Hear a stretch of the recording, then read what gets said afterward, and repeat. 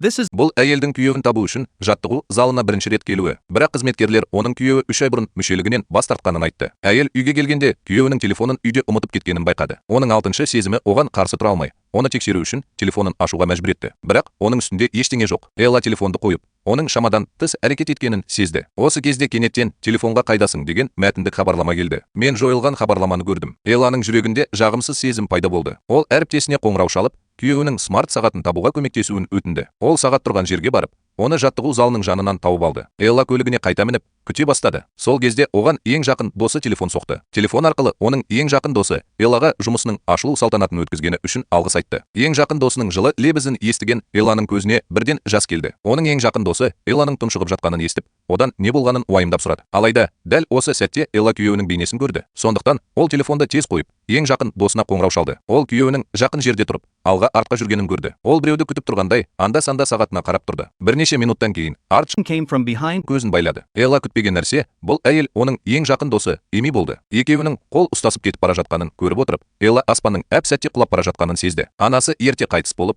өгей әкесімен бірге өсті. Бірақ Элла бала кезінен ақылды, еңбекқор студент болды. Сондықтан ол өскенде жиһаз компаниясының басқарма төрағасы болды. Элла тұрмысқа шыққаннан кейін оның Рут атты қызы болды. Ол әдетте жұмыста бос емес болғандықтан, күйеуі сүйушінен үй шаруасындағы әйел рөлін алды. Ол өзінің ең бақытты өмірі бар деп сенді. Алайда, соңғы 7 жыл ішінде оған анонимді хабарламалар мен хаттар келіп түсті. Элла оларды үнемі елемейтін. Бір күні кешке дейін ол компанияда жалғыз жұмыс істеген кезде қара киімді адам кеңсеге кіріп, олжаларын сақтайтын сөрені итеріп жібергенге дейін Элла шуды естіп, тексеруге шықты. Сол кезде оған күтпеген жерден зымыс келді. Зымыс хабарламада ол лақтырып жіберген гүл себетінің суреті бар. Достарына опасыздық жасаған адамның кешірілмейтіні айтылады. Элла бірдеңе дұрыс емес екенін сезіп, дереу полицияға хабарласқан. Бірақ қоңырау соғыла салысымен оны қара киімді адам көрші бөлмеден қуып жіберді. Элла мұны көріп, қашуға мәжбүр болды. Үрейленіп, оның телефоны жерге құлап түсті. Элла кабинетіне қайта жүгіріп кіріп, есікті құлыптап алды. Ол көмекке шақырғысы келді, бірақ телефон мен интернеттің дұрыс жұмыс істемейтінін анықтады. Есіктің сыртында қара киімді адам бұрғымен құлыпты ашты. Құлыптың сапасы өте жақсы болғандықтан, қара киімді адам әйнекті сындырып алды. Элла қорқып үстелдің астына тығылды. Қолында балғасы бар қара киімді адамның өзіне жақындап келе жатқанын көріп, Элла қорқыныштан дірілдеп үлгерді. Бақытымызға орай, осы кезде күзетші келді. Қара киімді адам мұны көргенде бірден қашуға мәжбүр болды. Кейінірек оқиға орнына полиция тергеу үшін келді. Бірақ бүгін компанияның бейнебақылау жүйесі жоспарлы техникалық қызмет көрсетуден өтіп жатыр. Сондықтан әзірге күдіктінің сыртқы келбетін білуге мүмкіндік болмады. Ал компанияға бақылау жүргізілгені туралы электрондық пошта арқылы хабарланды. Бұл компанияның барлық қызметкерлері күдікті екенін білдіреді. Келесі күні Элла кеңседе тұрып, кеше түнде оған кім шабуыл жасағанын анықтауға тырысып, барлық қызметкерлерді бақылап отырды. Сол кезде ол кенеттен кеше оның үстеліндегі жиһаз модулінде камера орнатылғанын есіне алды. Элла бұл модульді таппады. Бірақ ол кездейсоқ жерден өзіне тиесілі емес тұрақ үшін айыппұл тауып алды. Ол тұрақ билетін алып, күзетшіден көлігінің кілтін алып кеткен. Элла ақ түсті көлікті тауып алды. Біраз іздегеннен кейін Элла жүксалғыштан кеше түнде қара киім киген адамның үстінде тұрған көйлекті тауып алды. Ол кілтті күзетшіге қайтарып берді. Сосын көліктің қасына тығылды. Көп ұзамай ол Эйн Тайваның көліктің есігін ашып жатқанын көрді. Ал бұл Эйн Тайву оның ең жақын ер досы болатын. Элла шынымен де ең жақын досы оны өлтіргісі келеді деп ойламады. Сондықтан ол күйеуі Су Шун Йеннан көмек сұрады. Бірақ Су Суан Йеннің телефоны жауапсыз қалды. Сондықтан Элла оны табу үшін жаттығу залына барды. Бірақ күйеуінің ең жақын досымен қарым-қатынаста болғанын кім білген? Досының күйеуі мен оның ең жақын досы бір-біріне опасыздық жасағанда Элла өзін нашар сезінді. Сол кезде Луиз есімді сақтандыру агенті оны қайтадан тауып алды. Ол Луистен көп нәрсені үйренді. Бір күні өгей әкесі анасына 500 миллион вон сомасына сақтандыру сатып алды. Тергеушінің оған жүгінуінің себебі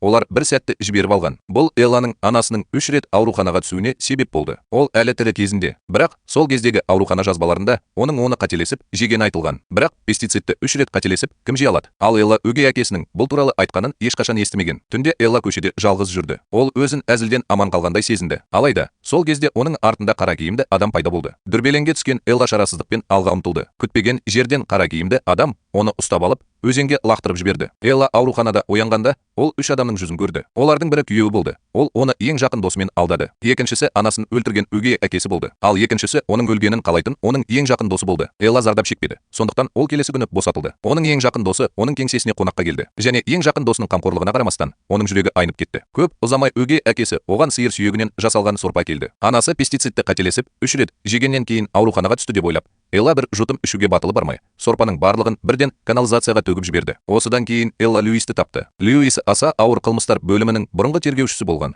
ол пара алды деген күдікпен жұмыстан шығып, кейін сақтандыру компаниясының тергеушісі болған. Элла анасының өлімінің себептерін зерттей алады деп үміттенген. Бірақ сақтандыру компаниясы үшін емес, өзі үшін. Әрине, ол Луиске де қосымша ақы төлейді. Элла сол күні жұмыстан ерте келді. Күткендей, күйеуі үйде болмады. Сондықтан ол өзінің ең жақын досы Эмидің әлі де жұмыста екенін білу үшін хатшысына қоңырау шалды. Хатшыдан оң жауап алған соң, күйеуі есікті ашып, ішке кірді. Элла күйеуіне өзін түсіндіруге мүмкіндік беруді ұйғарды. Сондықтан ол жаттығу залына бармаса, сол күні оның қайда екенін сұрады. Күйеуі оның сол күні жаттығу залына барғанын айтты, бірақ Эллаға жаттығу залын ауыстырғанын айтуды ұмытып кетті. Содан кейін Элла одан мәтіндік хабарлама туралы сұрады. Күйеуі сағатты қалай пайдалану керектігін білмегендіктен оны қателесіп өшіріп тастағанын айтты. Сол кезде ол оны орта мектептегі сыныптасына жіберген. Осы кезде Элла кенеттен күйеуінің егіз ағасы бар екенін есіне алды. Осыдан кейін күйеуі оны құшақтап алып, бұл оның Эллаға тым аз көңіл бөлгендіктен екенін айтты.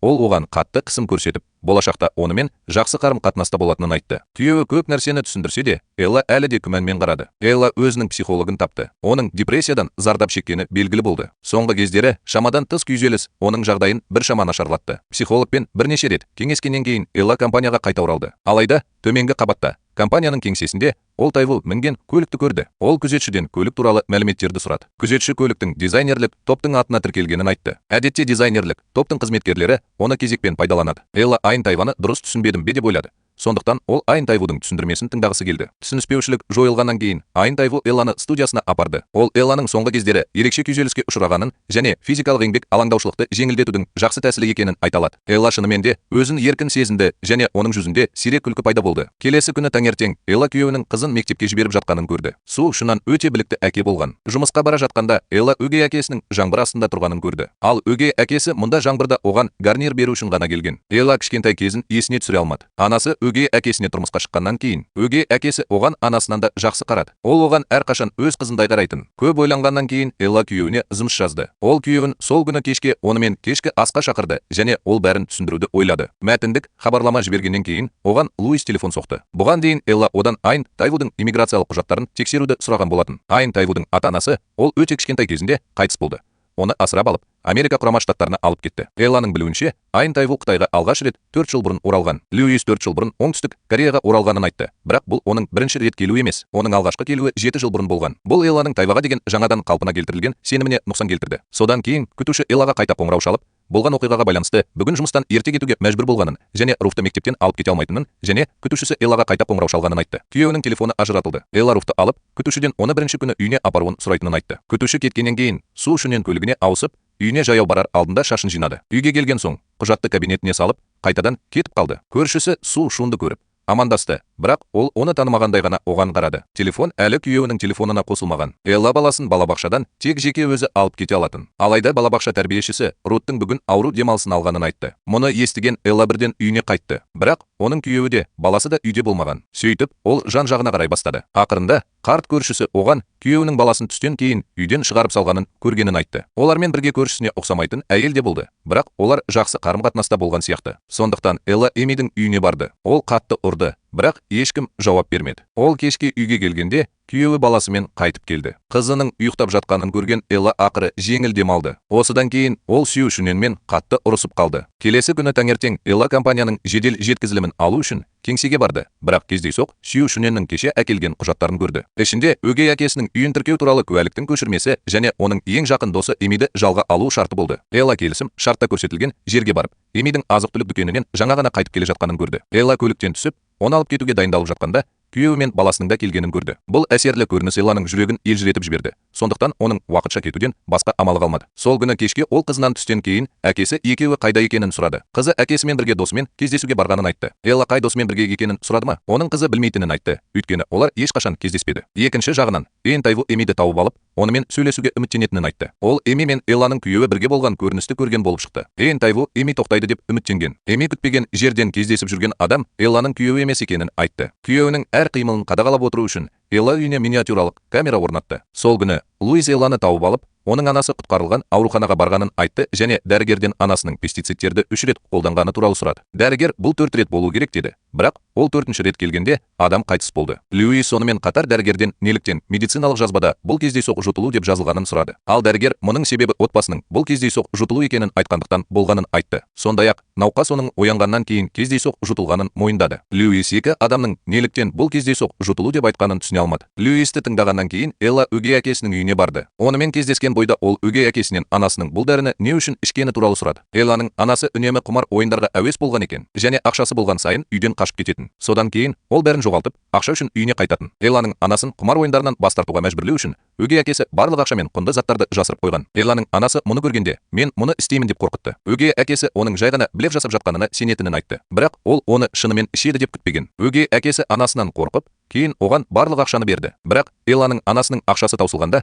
ол пестицидті ішемін деп қорқыта бастайтынын кім білген? Бұл оның пестицидті қолданғаннан кейін бірнеше рет ауруханаға жатқызылуына себеп болды. Элла өгей әкесін анасы қайтыс болғаннан кейін біреу өгей әкесіне сақтандыру ақшасын ала алатынын айтқанын бұрын айтпағаны үшін айыптады. Және ол бұл ақшаны қарыздарын төлеуге және шағын пәтер сатып алуға жұмсады. Ал оған сақтандыруды ала алатынын айтқан адам Элланың күйеуі Сью Шуни болатын. Сью Шунен әрқашан анасының істерін білетін болып шықты. Екінші жағынан Эн Тайву компаниядан техникалық жағынан әріптес тапты. Эн Тайву камерасы бар жиһаз модулін алып кетті, бірақ ішіндегі жад картасы зақымдалған. Эн Тайву әріптесі оны жөндеуге көмектеседі деп үміттенген. Көп ұзамай әріптесі жад картасын жөндеді. Олар күтпеген нәрсе, сол түні Эллаға шабуыл жасаған адам компанияда зиянсыз болып көрінетін Шен Куи болды. Шен Куи бүгін компанияға келмеді. Сондықтан Эн Тайву Элланың хатшысы Ли Саоминді тапты. Ол Шен Куидің сүйіктісі болды. Эн Тайву одан Шен Куидің қайда кеткенін сұрады. Ли Саомин жігітінің Чеджудоға кеткенін айтты. Элланың да бүгін Чеджудоға кеткенін айтты. Эн Тайву бірдеңе дұрыс емес екенін түсінді. Сондықтан ол бірден Элланы іздеуге шықты. Кешкі астан кейін Элла өгей әкесімен қоштасып,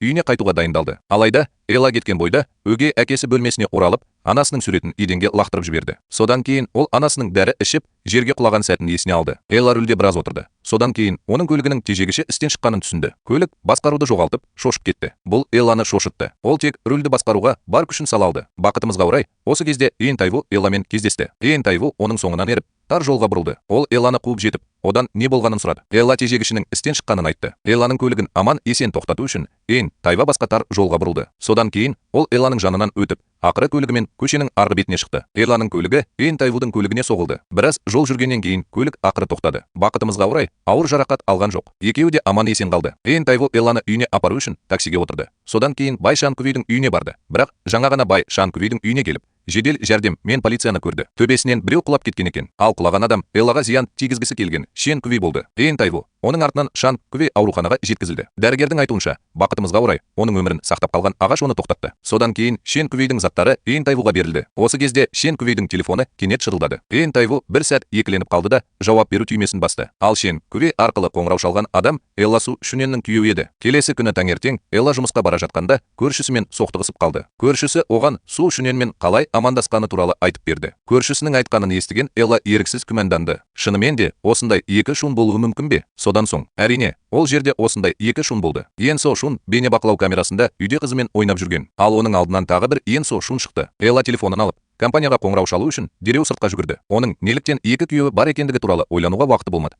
Өйткені ол қазір қызының қауіпсіздігіне қатты алаңдады. Элла рөлге отырмақ болды, бірақ оны Сью Шун ен тоқтатты. Үйге тезірек жету үшін Элла жолаушылар орындығына отырды. Жолда Элла күтушіге телефон соғып, дереу үйіне келіп, қызының жағдайын тексеруін өтінді. Үйге келген соң, ол қызының бөлмесіне жүгіріп барып, оның ұйықтап жатқанын көрді. Содан кейін ол бала күтушісінен біреуді кездестіргенін сұрады. Күтушінің айтуынша, ол келгенде үйде тек Рут болған. Ол ойыннан шаршап, диванда ұйықтап қалған сияқты. Сондықтан Шуни Элладан не болып жатқанын сұрады. Элла Су Шуненнен қызын неге жалғыз қалдырғанын сұрады. Су Шунен Элла оған күтушіден қызына қарау үшін келуін сұрағанын, және оның компаниясына дереу келуін сұрағанын, және оның орнына оны қалай кінәлауға болатынын айтып, ызымсыз жібергенін түсіндірді. Мұны естіген Элла Сью Шун Янгқа жоғалған егіз інісін іздеуді ұсынды. Сью Шун Янг ағасының бұған қандай қатысы бар екенін, және оның 13 жасында ата-анасы ажырасқаннан бері ағасымен араласпағанын айтты. Элла Луистен сұрады. Оған Су Сюнің ағасы Су Чи Юнмен қарым-қатынас жасауға көмектесу үшін. Көп ұзамай Луис өзінің қаржылық операциялары мен телефон қоңыраулары туралы жазбаларды, сондай-ақ оның соңғы белгілі мекен жайын тапты. Элла үйіне Су Чиенге барып, оған қарауды шешті. Екінші жағынан, Эйн Тайву әріптесінен Син Квейдің телефон жазбаларын тексеруге көмектесуін сұрайды. Әріптесі Син Квей жиі хабарласатын нөмірді тауып алады, бірақ аты есінде жоқ. Алайда, нөмірді сақтап, содан кейін байланыс қолданбасында тиісті профильді тексергеннен кейін, бұл Элланың күйеуінің суреті екені белгілі болды. Дегенмен, экранда Су Чи Йеннің аты көрсетіледі. Элла Су Чи Йеннің резиденциясына келді, бірақ Су Чи Йеннің фигурасын көрмеді. Ол Су Чи Йеннің бұл жерден баяғыда кеткенін көршілерінен білген. Оның жағдайы нашар болып, үлкен ауруханаға емделуге кеткені айтылады. Көршілері оған қалалық ауруханаға барып, оған не болғанын көруге кеңес берді. Ол осында тұрғанда осы ауруханаға жиі баратын. Кешке Эйн Тайву Эллаға оған компанияның Шен Квей шабуыл жасағанын айтты. Ал Шен Квей ғимараттан құлап кеткеннен кейін Су Чиенге бірінші қоңырау шалған адам ол болды. Үйге оралғаннан кейін Элла Луистен Су Чиеннің ауруханадағы жазбаларын тексеруді сұрады. Цан соңғы рет 2015 жылы ауруханаға жатқызылды. Ол ауыр өкпе ауруымен ауырды. Және ол ауруханаға түскен сайын оның жанында отбасы мүшелері болмаған. Дәрігер ақыры қарттар үйіне өзі баруды ұсынғанын айтты. Элла сонымен қатар Луистен жақын маңдағы қарттар үйін тексеруге көмектесуін сұрады. Элла білмеген нәрсе біреу Луистің әр қадамын бақылап отырды. Қызының қауіпсіздігі үшін Элла үйде жан-жақты бақылау орнатты. Су Шен Ян Элладан бақылау жүйесін орнатуды сұрағанда қатты ашуланды және Элланың эмоционалдық жарылыстары оны шынымен тұншықтырып өлтіргенін айтты. Элла Эмиден оны жігітімен қашан таныстыратынын сұрады. Бірақ Эми оны көргенде таң қалатыныңды айтты. Сол күні Луис Эллаға Су Чи жасты тапқанын айтты. Ал Элла бұл хабарды естіген бойда Су Чи Йеннің қарттар үйіне барды. Бірақ қызметкерлер оның кешігіп қалғанын айтты. Келесі күні Элла Эмидің үйінің есігін қақты. Эми Элланы көргенде қатты таң қалып, Элладан оның мекен жайын қайдан білетінін сұрады. Элла мұғалімді кешкі асқа шақырғанын айтты. Ал мұғалім одан Эмиді өзімен бірге алып кетуін өтінді. Сондықтан ол оған мекен жайды берді. Ал Элланың мұғалімі Эмидің әкесі. Эми мұны растау үшін әкесіне қоңырау шалғысы келеді. Элла одан әкесіне олардың ұрысып қалғанын айтты ма деп сұрайды. Жақында кешкі ас уақыты келеді. Эмидің әкесі Элланың қайырымдылығы. Ол Элланың орта мектептен бастап оқуын қолдап, қаржыландырып келеді. Эми мен оның ата-анасынан басқа Элла күйеуі Сю Шун Янгты да шақырды. Эми Сю Шун Янгты көргенде олар еріксіз бір сәтке тоңып қалды. Элланың бұл кешкі асты ұйымдастыруының себебі қарттар үйінде болған кезде қызметкерлер оған Сю Зонгтың өткен жылы қайтыс болғанын және оның ағасы Сю Шун Йен жерлеу рәсімімен жеке айналысқанын айтты. Элла Сю Шун Йеннің компанияда жұмыс істеп жүргені туралы қауіпсіздік камераларының жазбаларын бірнеше рет қарап шықты және шынымен де күдікті бірдеңе тапты. Бұл оның қызының киіміндегі садақ еді. Бір садақ жоқ деп есептелді, бірақ қызының киіміндегі екі садақ пен қауіпсіздік камерасының жазбасы әлі де сол жерде болды. Бұл қауіпсіздік камерасының жазбасы шын мәнінде жалған екенін білдірді. Және осы соңғы оқиғалардың барлығын ескере отырып, Сю Чиен ешқашан болған емес. Мұның бәрі Сю Шунни жасаған иллюзия ғана болды. Кешкі ас үстінде Эмидің анасы профессор Сю сияқты біреуді кездестіру керемет болатынын айтты. Бірақ келесі күні Элла Эмидің өзі сияқты біреумен кездесіп жүргенін айтты. Эмидің ата-анасы таң қалды. Ол үйге келгенде Эми Элла сыйлаған вазаны сындырып алды. Су Шун Йен Эллаға кету керек екенін айтып, досының мас екенін айтып, оған келіп алып кетуін өтініп, үнемі ызмыш жазып отырды. Элла күйеуінің не қалайтынын білді. Сондықтан оны Эмимен ажырасуға көндірді. Бірақ келесі күні күйеуі неге ажырасасың? Екеуі баяғыда бір-біріне ғашық болған. Элла 20-шы жыл бірге жатқан күйеуінен мұндай сөздерді айтады деп ешқашан күтпеген. Су Шунен ағасының атын алудан басқа амалы жоқ екенін айтты. Өйткені оның әйелі танымал және табысты кәсіпкер болған. Нәтижесінде ол қоғам қайраткеріне айналды. Осыдан кейін Су Шунен Эллаға ажырасуды ұсынып, оған қызы Руттан басқа ештеңе керек емес екенін айтты. Элла Су Шуненнің оған неге бұлай қарайтынын түсіне алмады. Ол Су Шуненнен түсіндіріп беруін өтінді. Су Шуненнің енді олардың арасында ешқандай сүйіспеншілік жоқ екенін айтқанын естігенде Элла шыдай алмады. Түн ортасында ол шкафтағы яқарады. Бұл оның балалық шағын еске түсірмей тұра алмады. Ол сырттағы ойыннан қайтып келе жатқанда еденге шашылып жатқан шыны сынықтары мен таблеткаларды көрді. Ал анасы жерде қансырап жатқан білегімен отырды. Бұл оқиға Элланың жүрегіне терең көлеңке түсірді. Келесі күні Су Шунен ажырасу туралы құжаттармен бірге адвокаты досына барды. Оның досы мұндай қабілетті әйелдің неге ажырасқысы келетінін түсіне алмады. Сондықтан Сю Анюнның жауабы қарапайым болды. Оған жеткілікті болды. Оның досы оған қандай көмек керек екенін сұрады. Су Шунен оған ештеңе керек емес екенін айтты. Ол жай ғана қызының қасында болғанын қалады. Эйн Тайву да Су Шуненнің қайтыс болғанын біліп,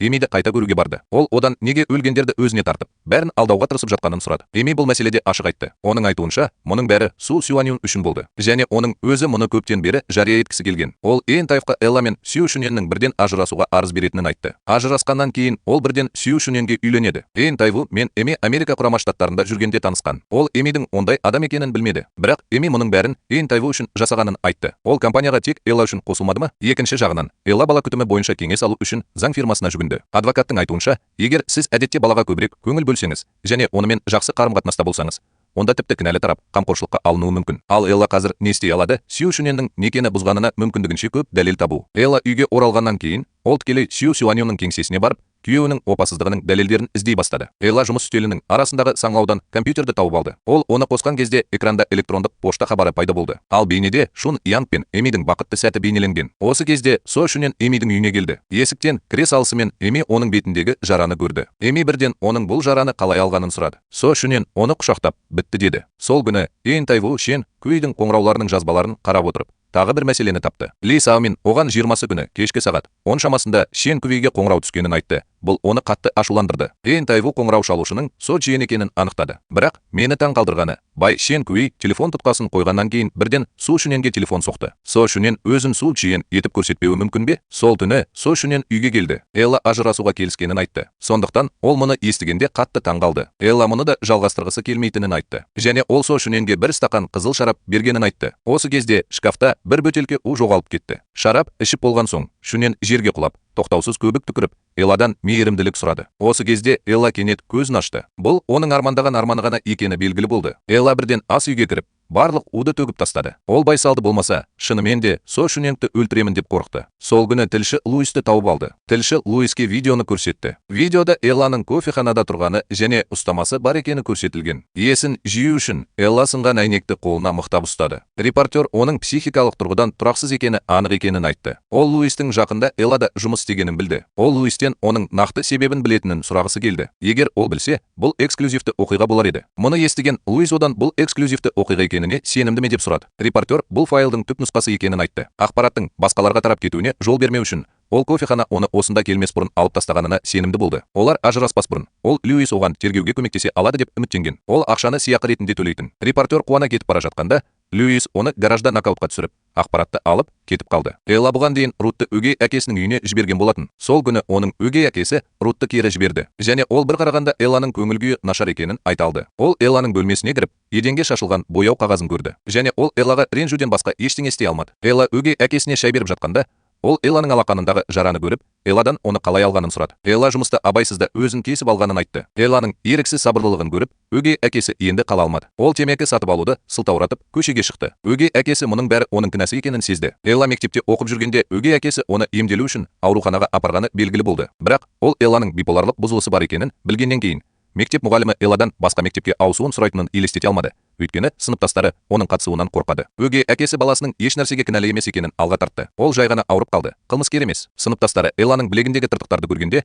оған да сол тыртықтарды салуға тырысты. Бірақ бақытымызға орай, оның өгей әкесі бұзақыларды қуып шығуға уақытында келді. Үйге қайтып келе жатқанда, өгей әкесі онымен ұзақ уақыт бірге жүрді. Ал Элла оған енді ауруханаға барғысы келмейтінін айтты. Көп ойланғаннан кейін өгей әкесі онымен келісіп, Элланы басқа мектепке ауыстырып, оны ешкім танымайтын жерге апарып, жаңа өмір бастауға шешім қабылдады. Олар бұдан былай оның ауру туралы тек өздері ғана білетініне уәде берді. Сондықтан өгей әкесі Элламен бірге тұруға көшті. Өгей әкесі егер ол Элланы ауруханаға апаруды талап етсе, ол қазір онша ауырмауы мүмкін деп ойлады. Эми кешкі ас кезінде әкесімен қатты ұрысып қалды. Өйткені оның әкесі оның Элла сияқты жақсы емес екеніне сенді. Эми әкесіне жақында үйленетінін айтты. Сол күні Элла барлығын тексеру үшін іс шараға келді. Ол қатты дыбыстан шошып кетті. Менің басыма 7 жыл бұрынғы көптеген естеліктер түсті. Олардың арасында Эн Тайвудың фигурасы да болды. 7 жыл бұрын Элла компанияның басқарма төрағасы қызметіне кіріскен күні Эн Тайву әлі де қонақ үйде даяшы болып жұмыс істеп жүрген. Элла дәрі ішкісі келіп, Эн Тайвадан су әкелуін өтінді. Осы кезде оның мұғалімі Квон Ян И кенеттен есікті ашып ішке кірді. Элла үрейленіп, таблеткаларын еденге тастады. Квон Ян И Эллаға тез арада кездесуге баруды бұйырды. Элла таблеткаларды жерден көтергісі келді, бірақ бұл туралы қалай айту керектігін білмеді. Эн Тайву оған шығуға көмектесті. Эн Тайву олардың психиатриялық препараттар екенін бірден түсінді. Кездесуден кейін ол Элланы тапты. Элла Эн Тайваға жаңа ғана істегені үшін алғыс айтты. Алайда Эн Тайву жаңа ғана қабылдаған дозасы шынымен тым көп екенін айтты. Эн Тайву бұл дәріні біліп қана қоймай,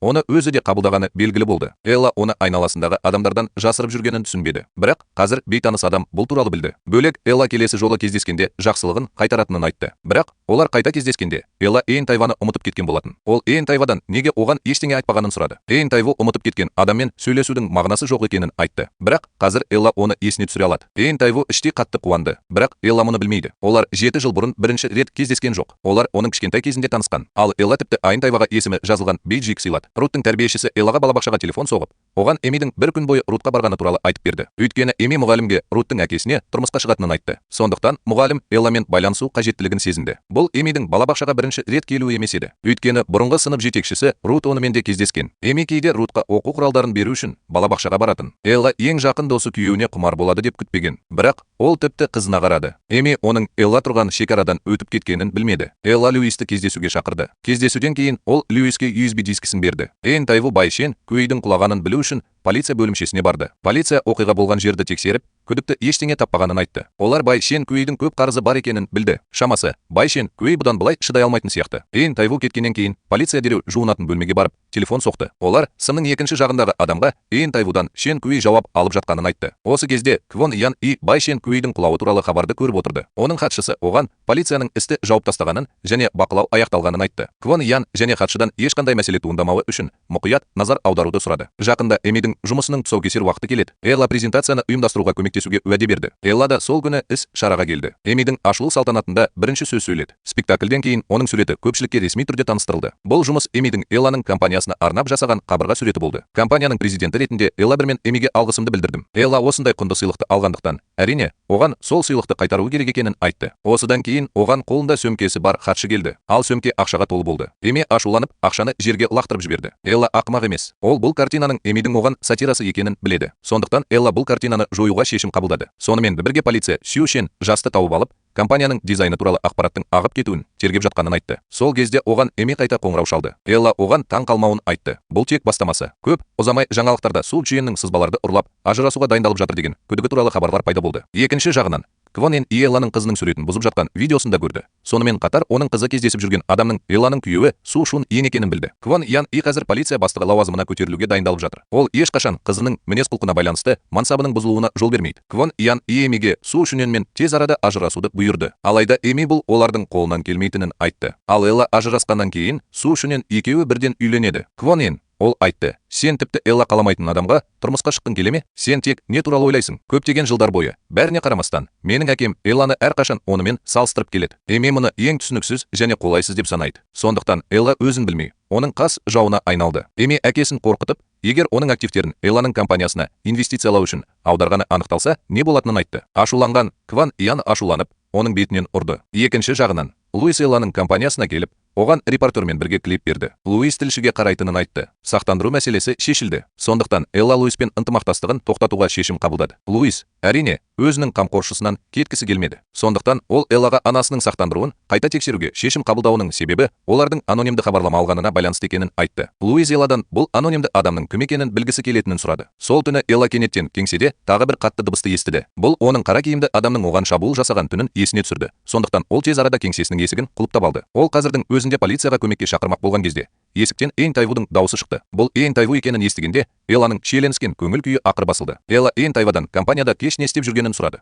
Тайву маңызды электрондық хаттарды тексеруге келгенін айтты. Бірақ шын мәнінде ол Элла үшін алаңдады. Олар жұмыстан келіп, лифтке бірге кіргенде қолдары кездейсоқ тиіп кетті. Элла одан неліктен қызарғанын және әйелдің қолына тигенде үнемі осылай жасайтыны рас па деп сұрады. Сью Шуньен бірнеше күн үйде болмағандықтан, Рут әкесі Сью Шуньеннен Рутты көру үшін балабақшаға келуін сұрай берді. Бірақ тәрбиеші оған Элланың Руттан бірнеше күн ауру демалысын алғанын айтты. Линг сол күні аулада ойнап жүрген. Кенет оның алдынан Эми шықты. Оның Рутқа не айтқанын ешкім білмейді. Рут Эми кеткеннен бері тоқтаусыз жылап келеді. Сондықтан өгей әкесі Элланы үйіне шақыруға мәжбүр болды. Су Шун Йен екеуі бір уақытта үйлеріне қайтты. Рут әкесін көргенде, ол бірден оның құшағына жүгірді. Өгей әкесі Элланың телефоны қолжетімді болмағандықтан, Су Шун Йеннан үйіне қайтуын өтінгенін айтты. Сол түні өгей әкесі күйеуін кешіре алады деп үміттенген. Бірақ сол кезде Элла шешім қабылдады. Рутты тыныштандыру үшін Элла Су Шун Йенға үйіне қайтуға рұқсат беруі керек еді. Келесі күні ол ажырасу туралы адвокатпен кеңескен. Адвокат біреумен телефон арқылы сөйлесіп жатқанда, ол медициналық жазбаларды атап өтті. Содан кейін Элла адвокаттан егер жұбайы психикалық ауру сияқты ауыр ауруды жасырса,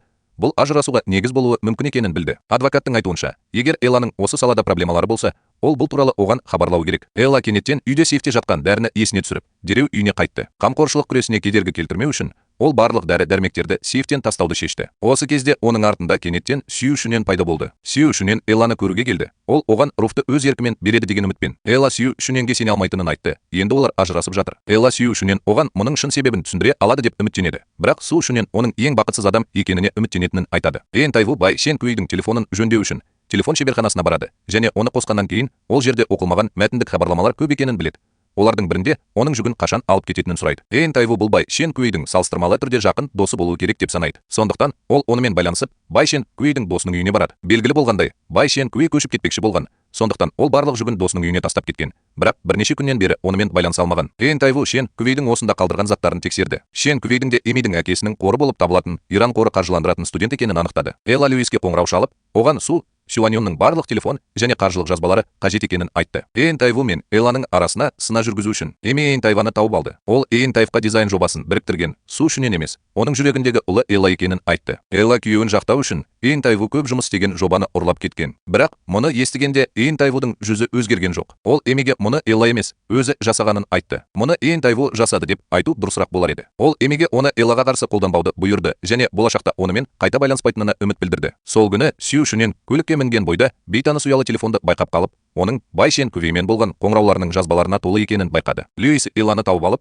оған Сю Сюаньон туралы ақпаратты берді. Сонымен қатар, Льюис оған сол күні Элла оған флеш-дискіні бергеннен кейін, оны Им Тайву есімді адам тауып алғанын айтты. Им Тайву флеш-дискіде ұрлықтан қорғайтын орынды анықтау бағдарламалық құралы бар екенін айтты. Ол Льюистен флеш-дискіні өзіне қайтарып беруін өтінді. Содан кейін Льюиске жаңа флеш-диск берді және оны Элладан құпия ұстауын өтінді. Сол күні кешке Элла Эрин қорын қолдау кешіне келді. Элла қордың бұрынғы үздік стипендиаты ретінде сахнаға шықты. Ол осы мүмкіндікті пайдаланып, күйеуі мен жақын досы арасындағы жанжалды қарым-қатынасты жария етпек болды. Өйткені оның адвокаты бұл оның пайдасына қоғамдық пікірді бұрмалаудың және консерваторлық үшін күресте көбірек артықшылықтарға ие болудың жалғыз жолы екенін айтты. Алайда Элла сөйлеуге дайындалып жатқанда оның телефоны тоқтаусыз дірілдей бастады. Мәтіндік хабарламадағы қорқытатын сөздерден, сондай-ақ оның сол кездегі және өткендегі әртүрлі жағдайлардағы суреттерінен басқа, ол таблетка көпіршігінің соңғы суретін көргенде Элла тілінің ұшында бұралған сөздерді жұтуға тура келді. Эми Су Шуньеннің оны алып кетуге келгенін көргенде қатты қуанды. Бірақ олар кездескен бойда Су Шуньен Шен Куеймен таныспа деп сұрады. Эми Бай Шен Куейдің кім екенін білмейтінін айтты. Осыдан кейін Шуньен көліктен тауып алған телефонын алып шықты. Өйткені бұл көлік Эмидікі еді. Бірақ Эми бұл оның телефоны емес екенін айтты. Сондықтан Шуньен оған кейіп танытуды доғаруын айтты. Сосын артына бұрылып кетіп қалды. Элла үйіне барып, алған анонимді мәтіндік хабарламаларына тағы бір рет қарады. Және ол соңғы хабарламаның сол күні не істегеніңді ұмытпа деп жазылған веб-мекен жай екенін көрді. Элла оны басып, компанияның Турин Байо деп аталатын ресми сайтын тапты. Ал келесі күні Су Суан Еннің қоңыраулар тарихын тексергенде, ол Турин Байо қоңырауында тапты. Элла бұл нөмірді бірден терді. Ол бұл психикалық ауруларды емдейтін компания деп ойлады.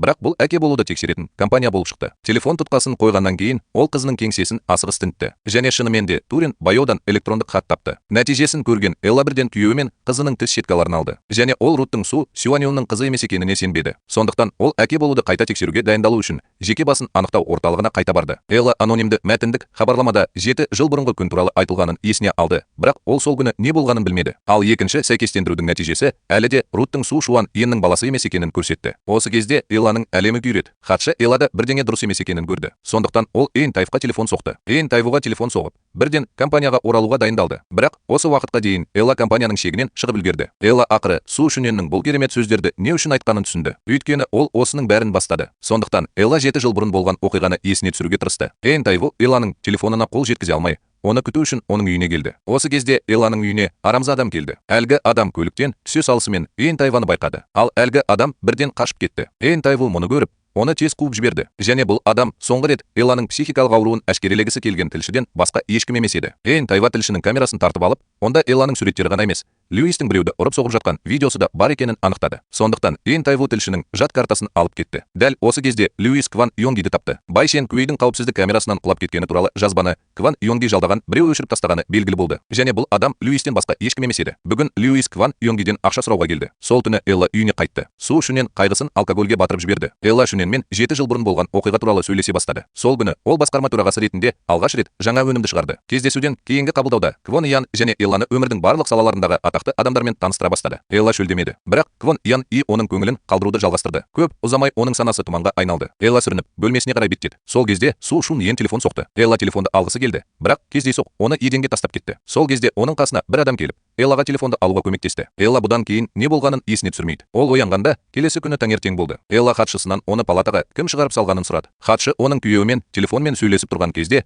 оның сыртқа шыққанын көргенін айтты. Элла оны қайтып әкелген Сю Шуньен деп ойлады. Хатшы телефонды қойған соң, оған Сю Шуньен қоңырау шалды. Ол ерте кетуге мәжбүр болды, өйткені оның бүгін сабақтар болды. Алайда Элла бетін жуғалы жатқанда әдетте таза күйеуінің жуынатын бөлмеде тәртіпсіздік жасап жатқанын көрді. Ол баласы мен күйеуінің туыс емес екенін білмейтінін түсіндірді. Осы кезде Су Шен Ян енді Эллаға сенбеді. Өйткені оның ешқашан кінәсі болған емес. Қазір бүкіл отбасы күйреді. Бірақ Элланың бақытты екенін айтуға батылы жетеді. Ол мұны істеген сайын мен оны өлтіргім келді. Тіпті Элла өкінетінін айта берсе де. Сондықтан Шуненнің оны кешіруге ниеті болмады. Оның жалғыз тілегі қызының қамқорлығынан бас тарту. Бірақ Элла мұны істей алмайтынын айтты. Неліктен Со Шунен қызын қамқорлыққа алуға соншалықты құмар болды? Бала дүниеге келген сәттен бастап бұл ұмтылған әке оны жібере алмайтыны белгілі болды. Элла жұмыста бос емес болғандықтан, әрине, Су Шунен баланы түнде тіпті қатты шаршаған кезде де бағып қағумен айналысқан. Ол ешқашан шағымданбаған. Кейінірек, бала есейген кезде ол жай ғана жұмысын тастап, толық уақытты әке болды. Бірге өткізген мыңнан астам күн мен түн Су Шуненнің бұл байланысты үзе алмауына себеп болды. Элла күйеуінің айқайын естігенде, ол да бір сәт есінен танып қалды. Дәл осы сәтте олардың телефондарына бір уақытта хабарлама келді. Бұл тек бастамасы. Элла сол түні қорқынышты түс көрді. Биполарлық бұзылыс анадан балаға берілуі мүмкін. Анасы оны қолында ұстап,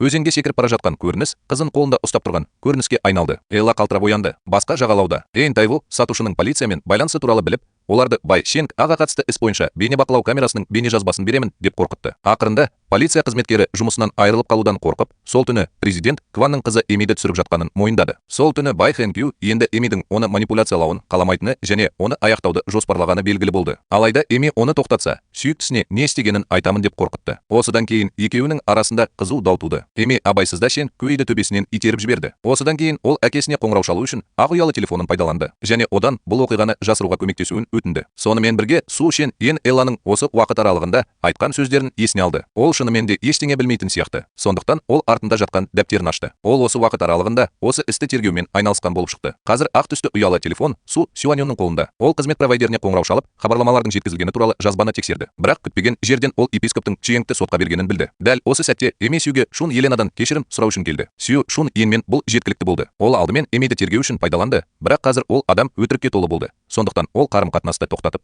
оған қызынан аулақ болуды ескертуді шешті. Алайда, өзіне ұнайтын адамды алу үшін Эмидің жалғастырудан басқа амалы қалмады. Су Шунен Элладағы өзгерістерге таңғалды. Ол Эмидің телефонын тексеріп жатқанда, кездейсоқ Эмидің әкесінен көмек сұрап жатқан жазбасын тауып алды. Келесі күні таңертең Элла орнынан тұрғаннан кейін, ол оған Су Шуненнің жақсы көретін шырынын дайындап, оған аш қарынға жаттығу жасамауды бұйырды. Өмір өзінің ең жақсы қалпына келгендей болды. Элла кеткеннен кейін мен оның тоңазытқышта қалдырған дәрісін таптым. Екінші жағынан, Эми компанияға Элланы іздеп келді. Элла оны көргенде қатты қуанды. Эми мұны көргенде қатты таңғалды. Содан кейін Элла келісім шартты алып, оған Эмимен қол қойғысы келді. Элла бұған дейін оған қол қоюға уәде берген болатын. Эмидің сатқындығын білген соң, ол келісім шартты бұзды. Эми ерекше Эллаға қарап, оның мектепте оқып жүргенін байқамай есіне алды. Элла есінен танып қалған бойда, ол бұрын не болғанын ұмытып кетті. Эми келісім шартқа қол қоймас бұрын, оны мұқият оқып шығатынын айтты. Осы уақытқа дейін Элла сатқындық жасағанын мүлде ұмытып кеткен болатын. Эми болса, келісім шартты алып, күлімсіреп, компаниядан кетіп қалды. Хатшы Элла да бірдеңе дұрыс емес екенін байқады. Сондықтан ол Эйн Тайвқа бәрін айтып берді. Су Шунен Элланың дәрі-дәрмегін қайын атасының үйіне әкеліп,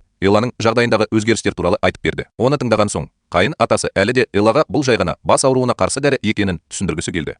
Өйткені ол Эллаға ауру екеуінің арасында құпия болып қала береді деп уәде берді. Су Шунан қайын атасының өтірік айтқанын көріп, дәрігерге өзі қаралуға бел буды. Эми оны Тайвада Элланың компаниясынан кеткен кезде кездестірді. Ол әлемді басқарудың өзіндік тәсілі бар зұлым адамға ұқсайтын. Сю Шун Йен күлгеннен кейін өгей әкесі Элланың компаниясына барды. Элла дәл осы сәтте күліп тұрғандай көрінгенімен, өгей әкесі оның ауруының асқынып кеткенін білді. Ол бұрылып, көзіне жас алып, жүрегі қысылып қалды. Екінші жағынан, Су Шен Ян аурухананың психиатриялық бөліміне жатқызылды. Ол дәрігерге дәрі беріп, оған Элланың жағдайын сипаттады. Бірақ дәрігер науқас онымен бірге келмегендіктен, оған диагноз қоя алмағанын айтты. Сю Шунен кетуге тұрғанда, дәрігер оған Элланың қазіргі белгілері оның жағдайының нашарлағанын көрсетуі мүмкін екенін айтты. Мүмкін болса, оны қарқынды емдеу үшін ауруханаға жатқызу керек. Су Шунен көшеде келе жатып, Элланың бұрын соңды әдеттен тыс мінез құлық көрсеткенін есіне алды. Ол мұны Элланың жұмысқа тым қатты берілгендіктен деп ойлады. Бірақ қазір мұның бәрі Элланың ауруының көрінісі болып шықты. Ал Су Сюнан ақыры Элланың баланың өзінен емес екенін білмейтініне сенімді болды. Ол әйеліне деген опасыздығы туралы ойлайды. Және оның ең бақытсыз адам болғанын қалап айтқан сөздері туралы. Су Шен Янның өкініші бар. Ол досына баланың биологиялық әкесін тапқысы келетінін айтады. Бірақ оның досы оны бұл мәселеде қолдамайды. Өйткені баланың биологиялық әкесі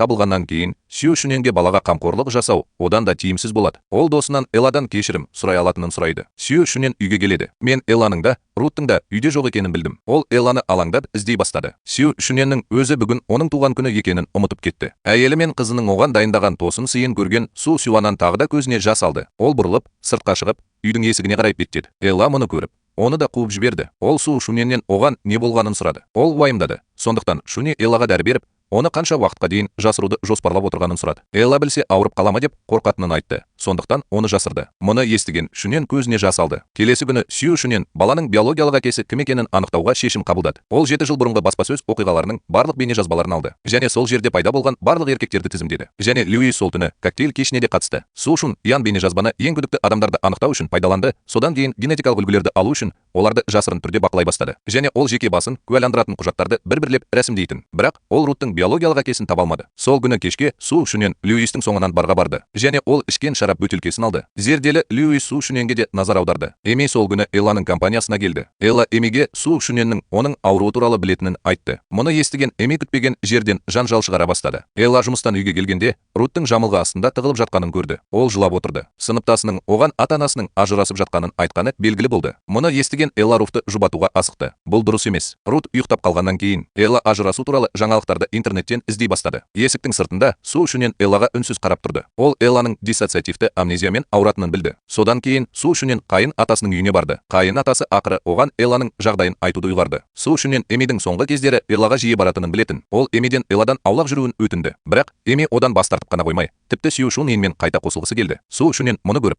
Эмиді шан күйі арқылы итеріп жіберді. Сондықтан ол ғимараттан құлап кетті. Ол әкесіне көмек сұрап жатқан жазбасын жіберді. Мұны естіген Эми шошып кетті. Ол Су Шуньенді өзіне тартып, түсіндіруге тырысты. Су Шуньен мұны естігісі келмей кетіп қалды. Бірақ Эми оның ескертуін бірден ұмытып, Элланы кофе ішуге шақырып, бастама көтерді. Эмидің Эллаға жүгінуінің себебі оның бұрынғы кейпіне енуі болды. Ол Элланың бәрін алғанын және бақытты өмір сүруін жалғастырып жатқанын қабылдай алмады. Сондықтан ол әдейі сыныптасы Руттан ата-анасына ажырасу туралы айтуды сұрады. Осылайша Элла ажырасу туралы жаңалықтарды оқи алады. Бірақ Элла бұл жаңалықтың растығына сенбейтін сияқты. Сондықтан Эми тағы да өзі білетін дәрігерге хабарласты. Ол Элланың өзін өзі қорғау жағдайында екенін және инстинктивті түрде жағымсыз нәрселерді өтірік деп санайтынын айтты. Бірақ оның балалық шақтағы естеліктерін еске түсірсе, бұл оның есте сақтау қабілетін қалпына келтіруге көмектесуі мүмкін. Bir шыны кофе ішіп отырып, Эми мен Элла орта мектептегі өмірлері туралы айтып, Элламен бірге мектепке қайта баруды ұсынды. Су Шуньен тайваны тауып алып, оған ер адамның суретін көрсетті. Өйткені баспасөз маслихатында бұл адам туралы ешқандай ақпарат болмаған, сондықтан Шуньен бұл адамды да танымайтын. Тайву бұл адамды Эми Джин Шанфанның бұрынғы жігіті ретінде бір көргеннен таныды. Ол әлі күнге дейін Эмидің Джин Шанфанмен ажырасқанда қатты ренжігенін, тіпті біраз уақыт өз-өзіне қол жұмсамақ болғанын есіне алады. Элла мен Эми өз мектебінің дәлізіне шыққанда, Элланың санасында бұлыңғыр естеліктер пайда болды. Өнер кабинетінде олар мектепте оқып жүргенде салған суреттерін тауып алды. Элла есіне алды. Ол басқа мектепке ауысар алдында Эми оған бір қорап қылқалам алып, өнерді үйренуге кеңес берді. Ол сондай-ақ оған Эрин қоры оның оқуына демеушілік жасай алатынын айтты. Элла Эмидің көрсеткен көмегінің арқасында өзін бүгінгідей сезінгенін сезді. Сондықтан тереңде Элла Эмиге әрқашан риза болды. Су Шуньен үйге оралып, Льюис пен Руттан әкелік тест нәтижелерін алды. Нәтижелер бұл екі адамның туыс емес екенін көрсетті. Енді бір ғана адам қалды. Эмидің бұрынғы жігіті Джин Санфан. Шуньен кенет бір күні Джин Санфанмен кездескенін есіне алды. Bir күні төртеуі бірге кешкі ас ішіп отырды. Сол кезде оған Эмиден зымс келді. Мәтіндік хабарламада Элланың мекен жайы қоса берілген суреті бар. Су Шуньен дереу орнынан тұрып, Элланы іздеуге шықты. Эми де 7 жыл бұрын суретке түскен. Суретте оның бұрынғы жігіті Эллаға қонақ үй бөлмесіне көтерілуге көмектесіп жатқанын көруге болады. Эми қонақ үй бөлмесінің есігіне келгенде, бұрынғы жігітінің есікті ашып, сыртқа шыққанын көрді. Ол кезде Эми жүкті болған, бірақ шамадан тыс қайғыдан сол жерде түсіп тастаған. Су Шуньен келгенде, Элла мен Эми кешкі ас ішіп отырған. Содан кейін бөлмеге Тайву кірді. Эми бұл екі адамды әдейі қонаққа шақырды. Су Шуньен мен Тайву үстелге отырғаннан кейін, Эми Руттың Су Шуньенге мүлдем ұқсамайтынын айтып, бір түрлі әрекет ете бастады. Эми Элланың жақында болған оқиғаны есіне түсіруін қалады. Ол Элланың ұмытып кеткен нәрселерін әдейі атап өтті. Эллаға бәрі одан бірдеңе жасырып тұрғандай көрінді. Үйге қайтып келе жатқанда, Элла Су Шуньен оған не болып жатқанын айтып береді деп үміттенді. Сондықтан Шуньен ештеңе айтқан жоқ. Тайву Эмидің шын мәнінде не істеп жатқанын түсіне алмады. Эми Элланы бәрі қорғағанын айтты, бірақ оның неге бұлай істеп жатқанын ешкім түсінбеді. Жамандық жасаған адамның айтқаны дұрыс сияқты көрінді. Элла өзі және күйеуі туралы жаңалықтарды білу үшін желіге кірді. Және Эмидің айтқанының бәрі жарияланғанын білді. Элла кенет өзін бір түрлі сезінді. Ол өзінікі емес сияқты. Дәрігер досы оған бұл диссоциация екенін және есте сақтау қабілетінің жоғалуы тым ауыр болса, амнезия мен мазасыздыққа әкелуі мүмкін екенін айтты. Сол күні Элла дәптерінен Луистің визиткасын және полицияның қамауға алу туралы тергеуі туралы жазған сөздерін тауып алды. Сондықтан ол Луиске қоңырау шалып, онымен кездесуге үміттенді. Көп ұзамай Элла Луиспен кездесуге келді. Енді ол Луиспен келісімді мүлдем ұмытып кетті. Луис те Элланың мінез-құлқының өзгеруіне таңғалды. Луистен Элла Су Шуньеннің оны дизайн туралы ақпаратты таратқаны үшін жақтағанын білді. Ол мұны ажырасу процесі кезінде қызының қамқорлығына алғысы келгендіктен жасады. Сонымен қатар, Луис оған жақында болған көптеген оқиғаларды да көрсетті. Элла Эмидің айтқанының бәрі рас екеніне сене алмады. Ол бұл жай ғана арман деп қатты үміттенді. Келесі күні Эми Элланы табу үшін компанияға қайта келді. Элланың жады ешқашан қалпына келмесе де, ол әрқашан жаман ниеті бар екенін түсінді. Сондықтан екеуі бір-бірінің бетін қайта толтырды. Элла Эмиден неге оған қамқорлық жасағандай кейіп танытып, оны сынауды жалғастырып жатқанын сұрады. Эми оған бұл туралы күйеуінен сұрауға кеңес берді. Ол компаниядан кеткенде Элланың өгей әкесі Эмиге телефон соқты. Элла екеуінің жақсы қарым-қатынаста екенін біліп, ол Элла мен Сью Шун Янның арасында не болғанын білетінін сұрады. Эми жай ғана кешіріңіз деді. Содан кейін оған Элла мен Сью Шун Ян арасындағы қарым-қатынас туралы айтты. Өгей әкесі күйеу баласы оны алдайды деп күтпеген. Сондықтан ол Сью Шун Янның бетінен ұрды. Өгей әкесі оның неге бұлай әрекет еткенін түсінбеді. Ақыр соңында Сью Шун Янның қайын атасына бүкіл оқиғаны айтып беруден басқа амалы қалмады. Қайын атасы Сью Шун Яннен не істейтінін сұрады. Сью Шун Ян Элланың жады қайта оралғанша оған қамқор болатынын айтты. Элланың жады қайта оралғаннан кейін ол оның шешкенінің бәрін жасайды. Шын мәнінде өгей әкесі Элла мен Сью Шун Янның ажырасқанын қаламады. Сондықтан ол Сью Шун Янге бұл мәселені шешуді ұсынды. Элла мұны ешқашан есіне түсірмеуі мүмкін. 15 жыл бұрын болған оқиға сияқты. Ол қазірде есінде жоқ. Сью Шун Ян да мұны жақсы идея деп санайды. Сондықтан кешке ол Элланы табу үшін қызын компанияға алып келді. Элла қызы мен күйеуінің кенеттен келгеніне қатты қуанды. Осыдан кейін 3 адамнан тұратын отбасы мейрамханаға көптен бері алғаш рет келді. Және олар кешкі асты қуана ішті. Элла мен Сью Шун Янның осылай отырып жайбарақат сөйлескеніне көп болды. Сью Шун Ян бұл туралы Эллаға айтты. Ол Элланың жады қайта оралмайтынына қатты үміттенеді. Сью Шун Ян әке болуды анықтау сынағының барлық нәтижелерін өртеп жіберді. Бірақ Элла анонимді хабарлама алды. Соған қарамастан ол шындықтан қашып құтыла алмады. Сол түні Элла түс көрді. Ол көпірде Эмидің қара киім кигенін армандап, оны қуа берді. Ақыры ол оны тұншықтырып өлтірді. Льюис Эми туралы сұрап, Джин Шанфан туралы білді. Ол кенет осыдан 7 жыл бұрын бір кеште осы адаммен кездескенін есіне алды. Джин Шанфан телефонмен сөйлесіп, Элланың бөлмесі туралы сұрады. Сонымен қатар Сью Шун Янмен бірге генетикалық үлгілерді жинады. Льюиске кенеттен бір ой келді. Сондықтан ол Джин Шанфанның артынан кетті. Сол күні таңертең Элла тістерін тазаламақ болған кезде оның басынан кенеттен естеліктер үзіліп кетті. Эйн Тайву Бай Шен Куэй жақын арада оянып, Эмиді соттай алады деп үміттеніп, Бай Шен Куэйді көру үшін ауруханаға келді. Эйн Тайву кетіп бара жатқанда, Бай Шен Куэйдің саусақтары кенет қозғалып кетті. Көп ұзамай Льюис шындықты білді. Және ол жоғары марапатқа ие болу үшін оны кімге беру керектігінің арасында қалды. Екінші жағынан Эми Ирин қорына келді. Және бұл жерде күтпеген жерден Джин Шанфанға тап болды. Оны Кван Ян И жалдаған екен. Эми әкесінен Джин Шанфанды консорциумға қалай кіргізуге болатынын сұрады. Бірақ оның әкесі жұмысқа жеке сезімдер әкелмеу керектігін айтты. Кван Ян Идің айтуынша қызына келтірілген зиян тривиалды болды. Льюис өзі тапқан шындықты алып Эллаға барып, оның шындықты сатып алғысы келмейтінін сұрады. Бірақ есін жоғалтқан Элла Льюистен бас тартты. Сондықтан Шенанда Джин Шенгфан мен Руттан әке болу туралы куәлік алды. Рут шынымен де Джин Шенгфанның баласы. Сондықтан Шенан Джин Санфанның компаниясына хабарласты. Және оны күтпеген жерден лифтте қағып кетті. Джин Санфанның телефон арқылы айтқан сөздері Сью Шунанды одан сайын ашуландырды. Есірткінің әсері әзіл емес, тағы біраз алкоголь, сонда есте сақтау қабілеті өшеді. Ол кезде Эллаға есірткі қолданылған сияқты. Сондықтан оның сол түн туралы естеліктері қалмады. Сью Шун Ян Джин Шанфанның кеңсесіне келіп, оны дереу жерге басып, дәріс оқыды. Сью Шун Ян шындықты білгеннен кейін Эллаға одан бетер кінәлі болып, ренжіді. Дәл осы уақытта біреу Шан Куэйдің аурухана бөлмесін сатып алуға келіп, мұрнына белгісіз дәрі енгізді. Түн ортасында Элла су ішу үшін орнынан тұрды да, кенеттен оның Сью Шун Янмен жанжалдасқан көріністері есіне түсті. Эллаға осының бәрін ұмытып, шындықты жасыру үшін Сью Шун Ян Эмиді тауып алып, кешірім сұрау үшін тізерлеп отырды. Ол Эмиден кешірім сұрамады. Тек ол Элланы шынымен жібереді деп үміттенді. Эми мұны көргенде бірден ашуланды. Егер ол оны ала алмаса,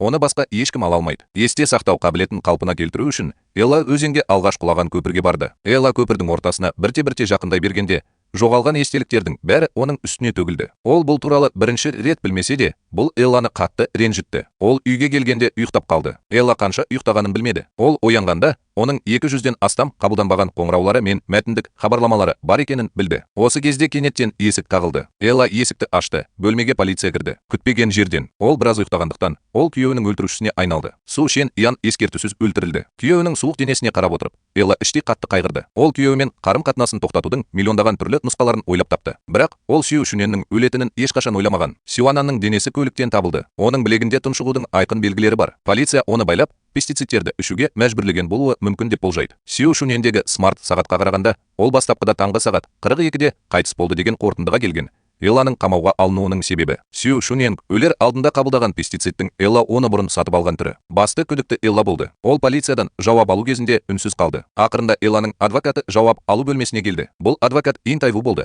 Ол оған адвокат табуға көмектесті. Көп ұзамай адвокат жауап алу бөлмесінен шығып кетті. Адвокат Эйн Тайвуға жағдайдың онша оптимистік емес екенін айтты. Өйткені Эллада дәл сол пестицидті сатып алғаны туралы жазба болған. Ал Элла бұл пестицидті не үшін қолданғанын айтудан үнемі бас тартатын. Бірақ ең үлкен мәселе Эллада алибидің жоқтығы болды. Бұл арада компанияның акционерлері Элланы басқарма төрағасы қызметінен босату үшін акционерлер жиналысын шақыру мүмкіндігін зерттеп жатыр. Көп ұзамай Элланың күйеуін өлтірді деген күдікке ілінгені туралы хабар барлық ірі телеарналардың жаңалықтарына айналды. Оның өгей әкесі бұл жаңалықты көргенде қатты ренжіді. Осы кезде Рут бөлмесінен шығып кетті. Оның өгей әкесі теледидарды тез өшіріп тастады. Рут ата-анасын сағынғанын, үйіне қайтқысы келетінін айтты. Сол күні Кван Ян И ақсақалды көруге келді. Ақсақалды көрген бойда ол неліктен Элламен жеке айналысуды талап етіп жатқанын сұрады. Мұны естіген Кван Ян И асығыс түрде бұл туралы есепті оқығаннан кейін ғана білгенін айтты. Мұны естіген ақсақал оны саясатты жақсы білетін адам ретінде мақтай алмады. Сен енді бұл қылышты қолданғың келмейтіндіктен оны толығымен сындыр. Келесі күні Элла Эмимен кездесуге өтініш берді. Үздіксіз ойланудың соңғы 2 күнінде ол ақыры бір нәрсені түсінді. Оған 7 жыл бойы анонимді хабарлама жіберген адам Эми болды. Эми оның жанында болып,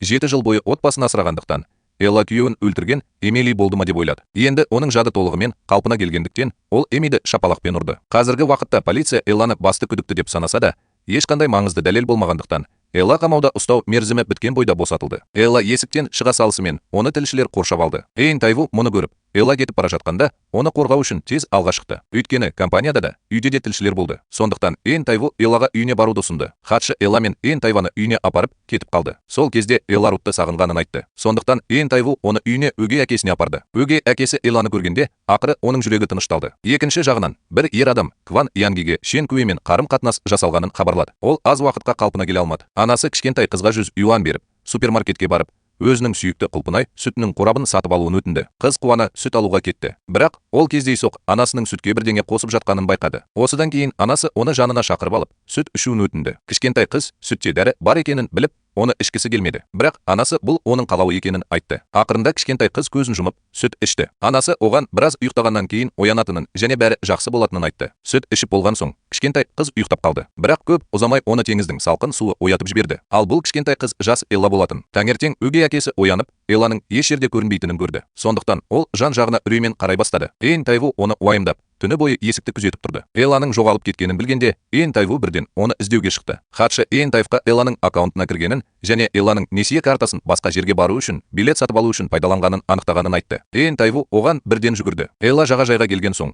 анасы оны теңізге апарып, суға лақтырып жібергенін есіне алды. Осы кезде Элла кенеттен түннелдік әсерге ие болды. Ол түннелден шығу үшін бірте-бірте жолға шықты. Көп ұзамай теңіз суы Элланың беліне дейін жетті. Бақытымызға орай, Эйн Тайву уақытында жетіп, Элланы ұстап қалды. Эйн Тайву Элланы өгей әкесінің үйіне қайтарды. Элла Эйн Тайвудың уайымы мен ашуын көрді. Сондықтан ол оған өз-өзіне қол жұмсағысы келмейтінін түсіндірді. Ажырасар алдында Элла Эйн Тайвадан болашақта оған бірдеңе бола ма деп сұрады. Ол оның қызы Рутқа қамқорлық жасауға көмектесе алатынына үміттенді. Келесі күні Сюдің досы Суан Йен Элланы тауып алды. Ол Эллаға USB дискісін сыйға тартты және Сю Шун Йен оны өзіне қалдырғанын айтты. Кез келген жағдайда, сондай ақ досы Эллаға Сю Суан Йеннің Руттың биологиялық әкесіне қатысты жүргізген тергеуі туралы және оның USB дискісінде Кван Янгидің Эмимен сөйлескені туралы жазбалары бар екенін айтты. Екінші жағынан, интернетте Зойланың психикалық ауруына күдіктенгені туралы жаңалықтар пайда болды. Ал Кван Йонги Эйн Тайвадан Эллаға компанияның игілігі үшін жұмыстан кету керектігін айтуын өтінді. Эйн Тайву оған компанияда болған оқиғаны айтып берді және Элла жұмыстан кетуден бас тартты деп ойлады. Бірақ Элла бас тартса да, бұл мағынасыз болады деп ойлады. Сол кезде Эллаға адвокаты телефон соқты. Ол Сюй Сюаньюнның мәйітіне жасалған алғашқы мәйіттің нәтижелері алынғанын хабарлады. Сараптама қорытындысы бойынша Сюй Сюаньюнның өлімі таңғы сағат 42-де болған.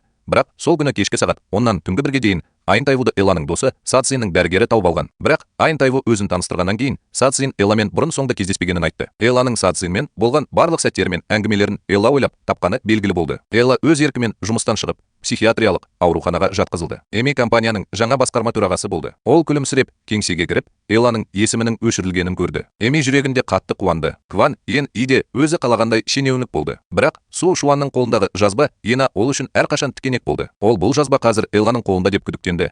Сондықтан ол Эмиден оны тезірек тауып беруін өтінді. Өйткені бұл жазба көпшілікке мәлім болғаннан кейін әкесі мен қызы бітеді. Элла емделіп жатқанда, дәрігер оның өзенге құлаған түні туралы сұрауға бастамашы болады. Дәрігер оған сол кезде қара киімді адамның қандай болғанын есіне түсіруге көмектесуге тырысады. Элла қанша есіне түсіруге тырысса да, ол қара киімді адамның бетін анық көре алмайды. Міне, бірнеше түн қатарынан Элла өзенге құлаған түнді армандады. Қара киімді адамның жүзі Элланың түсінде үнемі өзгеріп отырады. Бұл Элланы қатты ауыртады. Бір күні ол кенеттен орта мектепте болған оқиғаны есіне алды. Содан кейін ол өзенге құлаған түнді де есіне алды. Сол түні оны қуып келе жатқан қара нәсілді адам болмағаны белгілі болды. Элла қоршаудан өзі секіріп өтіп, өзенге қарай жүгірді. Ақыры ол ауруының қаншалықты ауыр екенін түсініп, емделу үшін дәрігермен жұмыс істеуге бел буды. Басқа науқастармен кездесуде Элла өзінің ауруын алғаш рет көпшілік алдында мойындады. Луис Эмидің студиясында Руттың портретін көріп, Эмиден Элланың баласын неге салғанын сұрады. Бұл оған ұнамайтындықтан ба, әлде одан ұялғандықтан ба? Эми, алайда, Луистің өткені туралы айтты. Мен оның әйелін емдеуге жұмсаған барлық ақшасын жоғалтқанын естідім. Ол кезде Луистің құмар ойындардағы досы Элланың анасы болатын. Эми Луиске оның тілектерін шынымен орындай алатын адам Элла немесе оның әкесі Квон Юнге емес, оның алдында отырған Эми ол туралы екенін айтты. Мұны естіген Луис Эмидің қасына барып, оның салдарын жеңе алатынын сұрап, оның көзіне пышақ сұғып алды. Эйн Тайву өзінің сіңлісі Рейчелді Руттың өгей әкесінің үйіне алып келді. Оны және Рейчелді американдық ата-анасы асырап алған. Эмидің Рут туралы бірдеңе жасауына жол бермеу үшін Эйн Тайву Эллаға Рутты Америка құрама штаттарындағы асырап алған ата-анасына жіберуді ұсынды, ал Рейчел оны алып кету үшін осында келді. Рут және ол бір-біріне өте жақын. Өгей әкесі Рутты жібергісі келмесе де, бұл қазіргі уақытта ең жақсы шешім деп ойладым. Ауруханада белсенді емделу кезінде Элла Тайваның оған жіберген материалдары арқылы істің қыр-сырын түсіне бастады. Сол күні Эми ойыншықтарды Элланың өгей әкесінің үйіне Рутқа қонаққа келді. Тіпті Рутты рұқсатсыз көшеге алып шықты. Эми Рутты әрқашан өз баласындай көретін. Сондықтан ол Рутқа үлкен сүйіспеншілікпен қарайды. Ол Рутқа телефон нөмірін қалдырғысы келеді. Сондықтан Рут оған бірдеңе керек болса, қоңырау шала алады. Бақытымызға орай, өгей әкесі дер кезінде келіп, Эми мен Руттың әңгімесін үзеді. Өгей әкесі оған енді мұнда келмеуін және Рутқа жақындауға тырыспауын ескертеді. Оның өгей әкесі де Эйн Тайву да Эми бұл жерді табады деп күтпеген. Сондықтан олар Рутты тезірек шетелге жіберуді ұйғарды. Эми Луис оған жазбаның орнын жасырын түрде анықтауға көмектеседі деп үміттенеді. Луис бұл туралы Эмиге айтып береді. Су Шүненнің ісін жүргізіп жатқан детективтің орнына Ву Сацзин келді. Ал Ву Сацзин қиын адам болған. Ол Эмиге болашақта абай болуға кеңес берді. Бұл арада Рут әуежайға жетіп үлгерді. Элла әуежайға келмеді. Сондықтан ол телефон соғып, қызымен қоштасты. Элла қызын жібергісі келмесе де, бірақ ол қызын жібергеннен кейін оның ешқандай уайымы болмады. Сондықтан ол кек алуға көңіл бөле алды. Сол күні Ву Сацзин ауруханаға келіп, Элланы тапты. Ву Сацзин қазір Сюй Сюаньюнның ісімен айналысып жатқанын айтты. Және Элладан Су Шуньюнның қайтыс болардан бір күн бұрын Джин Шанфанға қонаққа барғанын білесіз бе деп сұрады. Және басқа адамды ұрып тастады. Элла бұл туралы бұрын ешқашан естімеген, бірақ осының арқасында Элла бүкіл оқиғаны білді. 7 жыл бұрын оны Джин Шанфанға берген Квон Ян болды. Оның телефонын алып, бөлмеге кіруге көмектескен адам Джин Шанфан болатын. Біраз уақыт емделгеннен кейін дәрігер ақыры Эллаға оны ауруханадан шығаруға болатынын айтты. Сол түні Эйн Тайву Элланың үйіне келді. Бір күні 3 адамнан тұратын отбасы қатты қуанды. Енді тек Элла қалды. Үлкен үй қаңырап бос қалды. Ал Элла енді өзін толығымен кек алуға арнады. Элла Эйн Тайвадан кек алуға көмектесуін өтінді. Эйн Тайву оны толығымен қолдайтынын айтты. Келесі күні Элла Джин Шанфанның сүйіктісін тапты. Әйелді Джин Шанфан ұрып соғып, бүкіл денесінде тыртықтар пайда болды. Ауруханада жатқан кезде Элла Джин Шанфанның досына хат жазған болып шықты. Эллаға не болғанын білгеннен кейін әйел онымен бірге Джин Шанфаннан кек алуды шешті. Сондықтан ол Эллаға Джин Шанфанның компаниясына клиникалық сынақтар жүргізу кезінде алаяқтық жасағаны туралы дәлелдер келтірді. Көп ұзамай Джин Шанфанды тергеу үшін алып кетті. Алайда дәлелдердің жеткіліксіздігінен ол босатылды. Джин Шанфанның ақшасы болмағандықтан ол өз компаниясының акцияларын сатты. Ал бұл акцияларды сатып алған адам Эйн Тайву болды. Сол күні түстен кейін Джин Шанфан барда мас болған соң көшеге шықты. Әлдебір адам оны үнсіз бақылап тұрды. Келесі күні ер адам көлікті іске қосып, кері берілісті қосып, Джин Шанфанға соғылды. Сол күні Элла үйінен біртүрлі адамның шығып бара жатқанын байқады. Бұл кісі оны Эйн Тайвумен бірге көргенде тіпті селт етпеді. Оның орнына есікті ақырын жауып тастады. Және тікелей Эллаға қарады. Ер адам бұрылып, жақын жерде сиренаның айқайын естігеннен кейін ғана кетіп қалды. Эйн Тайву Эллаға барлық есіктер мен терезелерді тексеруге көмектесті. Ол түнде онымен бірге болуды шешті. Өйткені ол үшін уайымдады. Сол түні Элланың қасында Сацзин қайта пайда болды. Элла Сацзиннің оның қиялының жемісі екенін білгендіктен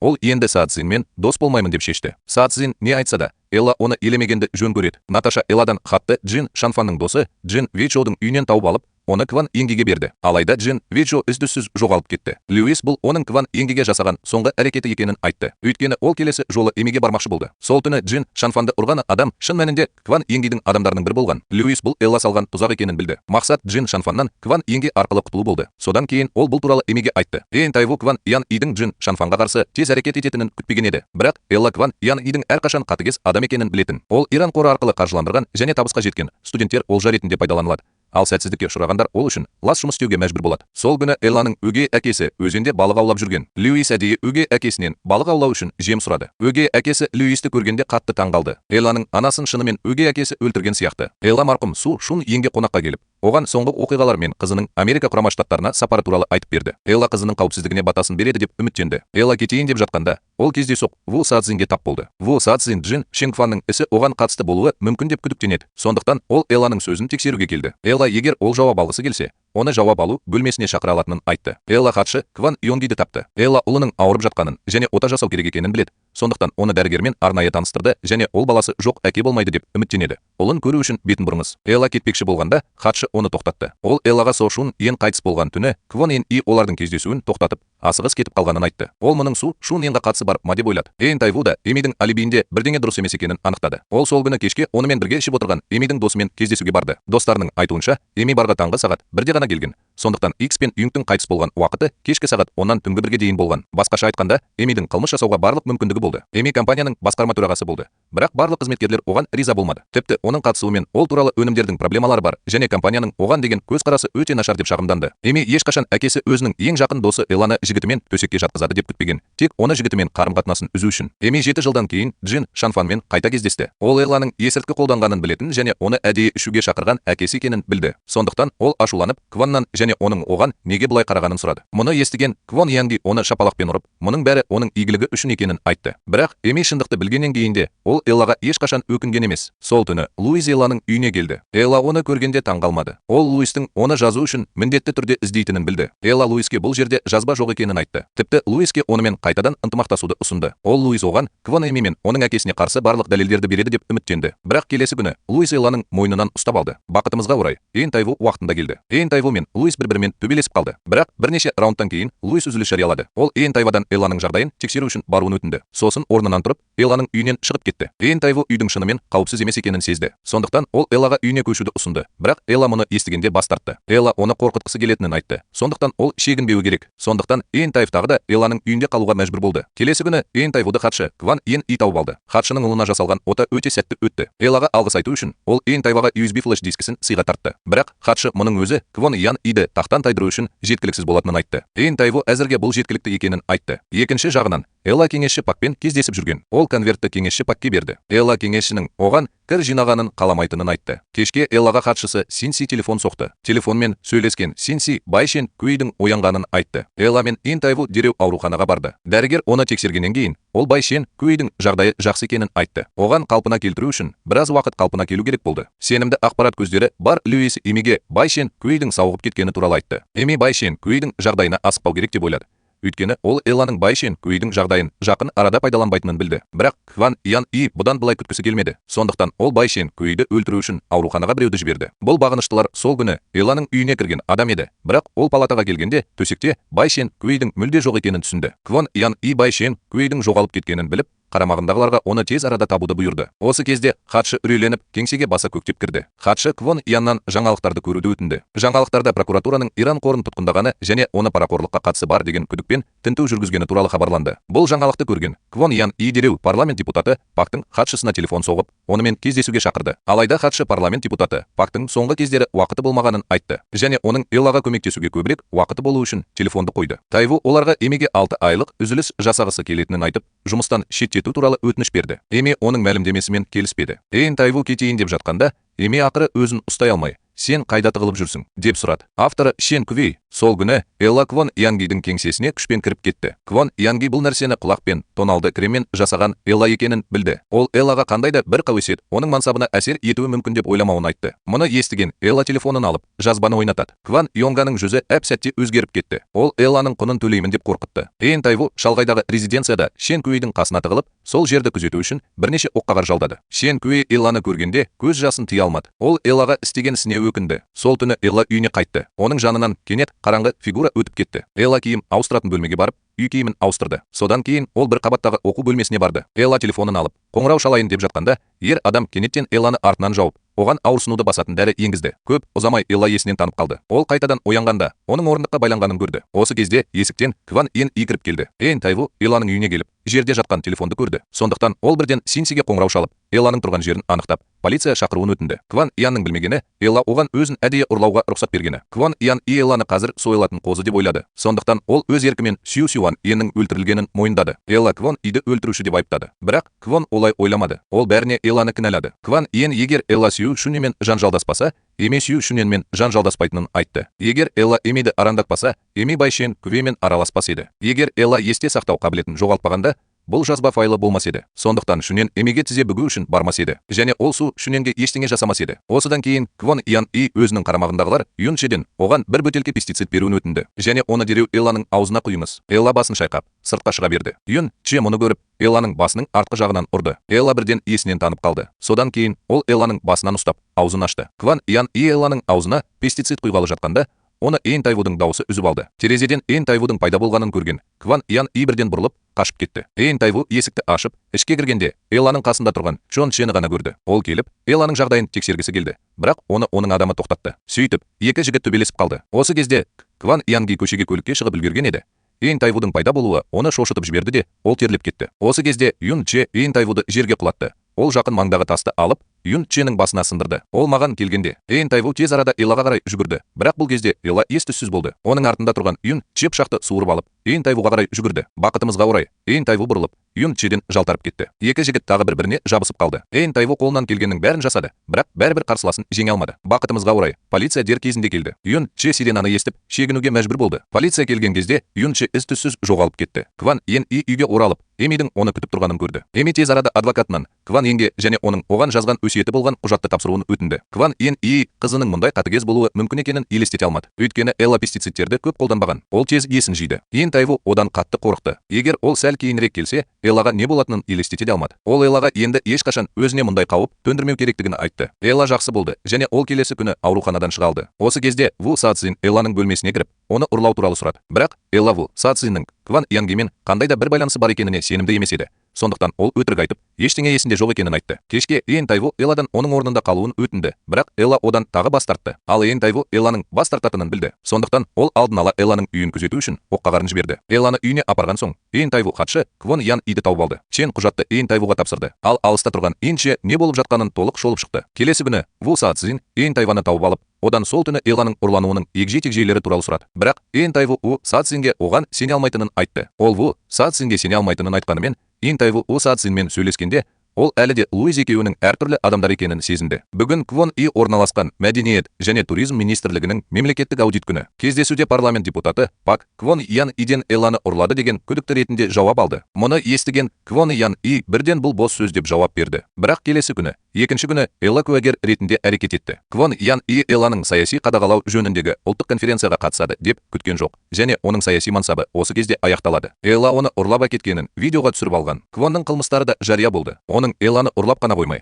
оның күйеуі Сю Шун Еңді де өлтіргені белгілі болды. Оқиға орнында әп-сәтте дүрбелең пайда болды. Квон Ян И видеоның жалған екенін дәлелдеуге тырысып, психикалық науқас Элланың айтқандары сенімсіз екенін айтты. Бірақ келесі күні Ву Сацзин ішке кіріп, Квон Ян И Элланы ұрлап, Су Шуненді өлтірді деген күдікпен қамауға алды. Полиция бөлімінде Квон Ян И Су Шуненді өлтіргенін мойындады. Бірақ Ву Сацзин одан Эмиге неге оның алибиін қолдан жасауға көмектескенін сұрағанда, Квон Ян И үнсіз қалды. Оның әңгімесі тез арада жаңалықтарға айналды. Эми әкесінің оны қорлағанын қаламады. Сондықтан ол бірінші болып журналистерге сұхбат беруге ерікті болды және әкесінің істегені үшін кешірім сұрады. Эми әкесі жасаған әділетсіздік әлемінен ләззат алмау керек деп ойлады. Сондықтан ол Квон Ян Идің барлық мүлкін және оның сырға тобындағы үлестерін қайырымдылыққа беруді ұйғарды және әкесінің не істегенін тергеумен белсенді түрде ынтымақтасады. Осыдан кейін полиция бөлімшесіне барып, Ву Сацзинді табу туралы бастама көтерді. Шан Куейдің құлауы шын мәнінде кездейсоқ оқиға болғанын түсіндіру үшін Квон Ян И қамауға алынғанымен, Элла бұл істің аяқталмағанын сезді. Өйткені ол Эмидің күйеуінің өліміне еш қатысы жоқ екеніне сенбейді. Элла нені сағынғанын түсінуге тырысады. Осы кезде ол кенеттен Эмиді Чон Чемен бірге көргенін есіне алады. Эми дәл осылай істемекші болды. Квон Ян И Эмиді қорғағаны үшін кінәні өз мойнына алды. Элла Эми Су Шун Ен қайтыс болған жерде болған болуы керек деп санайды. Енді Квон Ян И қамауға алынғаннан кейін Шен Куей Эн Тайваны полицияға тапсырды және Ву Сацзинге оның артында Эми тұр деп күдіктенгенін айтты. Сондықтан ол Бай Шенмен бірге тергеуді бастауы мүмкін. Куейдің мойындауы. Айта кету керек, Эми шынымен де қатыгез әйел. Шен Куей көзін жұмбай жазды. Бай Шен Куей қайтыс болғанша оны ешкім ешқашан кінәлай алмайды. Бай Шен Куей қайтыс болғаннан кейін Эми оның қанын жағып, содан кейін Юн Ченің алдында тұрып, Юн Ченің өзін ұрып соғуына жол берді. Юн Че кеткеннен кейін Эми Шен Куейдің төсегінің қасына отырып, өзін құрбан етіп көрсетті. Өйткені ол Луисті кісі өлтірді деп айыптағысы келді. Енді Луис оған пайдасыз болды. Элла Эмидің шығып бара жатқанын көргенде, Эми Бай Шен Куейді өлтірген болуы керек екенін түсінді. Ауруханада Эми Ву Сацзинге Луистің оған Шен Куейдің мекен жайын айтқанын айтты. Ол жай ғана барып, Бай Шен Куеймен сөйлескісі келді. Ол Луистің Бай Шен Куейді өлтіріп, оны да өлтірмекші болады деп күткен жоқ. Бірақ Ву Сацзин бұл бір жақты оқиғаға сенбегені анық. Ву Сацзиннің айтуынша, кісі өлтіру себебі бойынша Эми Луиске қарағанда күдіктірек болған. Мұны естіген Эми бірден қатты ренжіген болып көрінді. Оның айтуынша, Луис осы уақыт бойы оны қорқытып келген. Луис мұны қылмысын жасыру үшін жасаған. Ал Эмидің Луисті қылмысы үшін соншалықты сенімді түрде айыптай алуының себебі ол Шен Куиді өлтірген пышақта Луистің саусақ іздері болған. Ал Луис бұған дейін оның үйіндегі пышаққа қолын тигізген. Сондықтан ол пышақты пайдаланып Шен Куиді өлтірді. Осылайша Луис бүкіл қала іздеп жүрген қашқынға айналды. Луис ақшаны алып, біраз уақытқа жасырынуға мәжбүр болды. Эми Шен Куидің жерлеу рәсіміне ештеңе болмағандай қатысқан кезде, енді Элла Эмидің қылмысы туралы тек Луисте ғана дәлел бола алатынын сезді. Осы уақыт ішінде Луис өзеннің жағасына тығылып, оның іздеуде жүргені туралы жаңалықтарды бақылап отырды. Ол қазір шынымен де қажетсіз болып қалды. Элла айтқандай. Сонымен бірге репортер Чой Элланың өгей әкесі сақтандыру ақшасын алу үшін әйелін өлтіргені туралы хабарды жария етті. Осыған байланысты өгей әкесінде полиция ұстады. Және дәл осы ақпаратты Эми Чойдың тілшісіне берді. Сол күні Луис марқұм әйеліне қонаққа келді. Және күтпеген жерден оны іздеп жүрген У Саутжанмен кездесті. У Саутжан Луисті қосымша тергеу үшін полиция бөліміне қайтарғысы келді. Бірақ Луис оның қолына кісен салды. Өйткені ол осы уақыт ішінде Элламен қайтадан ынтымақтасуға бел буған болатын. Кешке Эллаға Луис телефон соқты. Луис Эллаға Су Сюаньюнның өлімі туралы шындық бар екенін айтты. Ол одан күтуін өтінді. Сол түні Элла үйге келгенде ол жерден қорапты тауып алды. Қорапта USB таяқшасы болды. USB флеш дискісінде күйеуін өлтірудің бүкіл процесі жазылған. Элланың ауруы туралы білгеннен кейін Су Шун Йен әйеліне опасыздық жасағанына өкінгені белгілі болды. Сондықтан ол Эми оны кешіріп, Элланы жібереді деп үміттеніп, Эмиден кешірім сұрау үшін тізерлеп отырды. Эми өзінің ең жақсы көретін адамының бәрінен де жек көретін адамының алдында тізерлеп отырғанын көргенде, ол бірден есінен танып қалды. Эми Сюаньюнмен ешқашан жүрегін жаулай алмайтынын білді. Сондықтан ол оны құртуды шешті. Сондықтан ол Луистен Су Шуньюнды ұрлап кетуін өтінді. Луис Су Шуньюнды қараусыз қалған зауытқа апарды. Бірақ ол алдын ала миниатюралық камера орнатқан. Көп ұзамай Эми осында келді. Эми Луистен Кван Йонгиге Су Шуньюнды қалай ұрлап әкеткені туралы айтып беруін өтінді. Луис бұл туралы Кван Йонгиге хабарлағаннан кейін оқиға орнынан кетіп қалды. Ал Эмидің бұл туралы Кван Йонгиге хабарлауының себебі қарызға алынған кісі өлтіру пышағын пайдалану болды. Кван Йонги Эмиден не болып жатқанын сұрады. Эми Су Шун Йен оны бұл жазбамен қорқытқанын айтты. Және бұл Кван Йонгидің мансабына әсер етуі мүмкін. Сондықтан оның Су Шун Йенді ұрлап әкетуден басқа амалы қалмады. Содан кейін Кван Йен Июн Чиге Эмиді нокаутқа түсіруді бұйырды. Су Шун Йен есін жиған кезде оның алдында тұрған Кван Йен Иді көрді. Кван Йен И Су Шун Йенға жазбасы бар файлды оған тапсыруын айтты. Бірақ әрине Су Шун Йен келіспейді. Сондықтан Кван Йен И пестицидті жерден алып Су Суан Йеннің тамағына құйып жіберді. Олар күйеуін өздері өлтіргенін бұрыннан білсе де, бірақ қазір ол Сюй Сюан Юнның бүкіл кісі өлтіру процесінің куәсі болды. Элла әлі де ауырып тұрды. Ол түрмеде. Оның өгей әкесі Элланың анасы қайтыс болған күні болған оқиғаны есіне алды. Сол күні оның анасы пестицидті ішкен. Бірақ бұл жолы өгей әкесі оны бірден ауруханаға апармады. Оның орнына ол қасында тұрып, оны бақылап отырды. Өгей әкесі анасын ауруханаға апарған кезде, анасы енді тыныс ала алмады. Дәрігер өлімнің себебін білмеді. Сондықтан ол полицияға жүгінді. Өйткені өлімнің нақты себебін тек мәйітті тексеру арқылы анықтауға болады. Бірақ мұны естіген өгей әкесі дәрігерге әйелінің жүрек ауруынан қатты зардап шеккенін және бұл оның қайтыс болған адамды ашуға ыңғайсыз екенін айтты. Мен дәрігер полициямен сөйлесіп, мәйітті тексермейді деп үміттендім. Адвокат Эллаға егер ол өгей әкесіне қарсы сотта жеңіске жетуді қаласа, анасының құмар ойыншы екенін дәлелдеуге тура келетінін және оның өгей әкесі ұлына дер кезінде медициналық көмек көрсетпесе де, өгей әкесінен ақша сұраймын деп қорқытқаны туралы объективті дәлелдер бар екенін айтты. Әйелі, оның көзқарасы бойынша, ол әйелі өледі деп ойлаған жоқ. Сондықтан қасақана кісі өлтіргені үшін сотталмайды. Элла адвокаттан сотта куәлік бере алатынын сұрады. Адвокат бәрі жақсы екенін айтты. Бірақ сот департаменті отбасы мүшелерінен гөрі үшінші тараптың айғақтарына сенімді болады. Сондықтан Элла мен Ин Тайву шеңбер бойымен жүре бастады. Сотта өгей әкесінің пайдасына куәлік бере алатын адамды табу үшін. Бірақ соңында бәрі бекер болды. Сондықтан Элла сотта өзі куәлік беру керек деп шешті. Соттан бір күн бұрын Элла түрмеде өгей әкесіне қонаққа барды және ол оған анасының өлімі туралы шындықты айтуға тырысты. Бірақ Элла оның сөзін бөліп, келесі күні сотта ештеңе айтпауды және адвокаттың айтқанының бәрін орындауды бұйырды. Келесі күні Эми көңілді көру үшін сот ғимаратына ерте келді. Ол өгей әкелерін түрмеге жібергенде қандай күйде болғанын сұрап, Элланы мазақ етті. Көп ұзамай сот процесі басталды. Элла сотталушылар орындығында жалғыз куәгер болды. Бірақ қарсы тараптың адвокаты Элланың психикалық ауруы бар екенін алға тартты. Өгей әкесі Элланың оның кесірінен азап шеккенін көре алмады.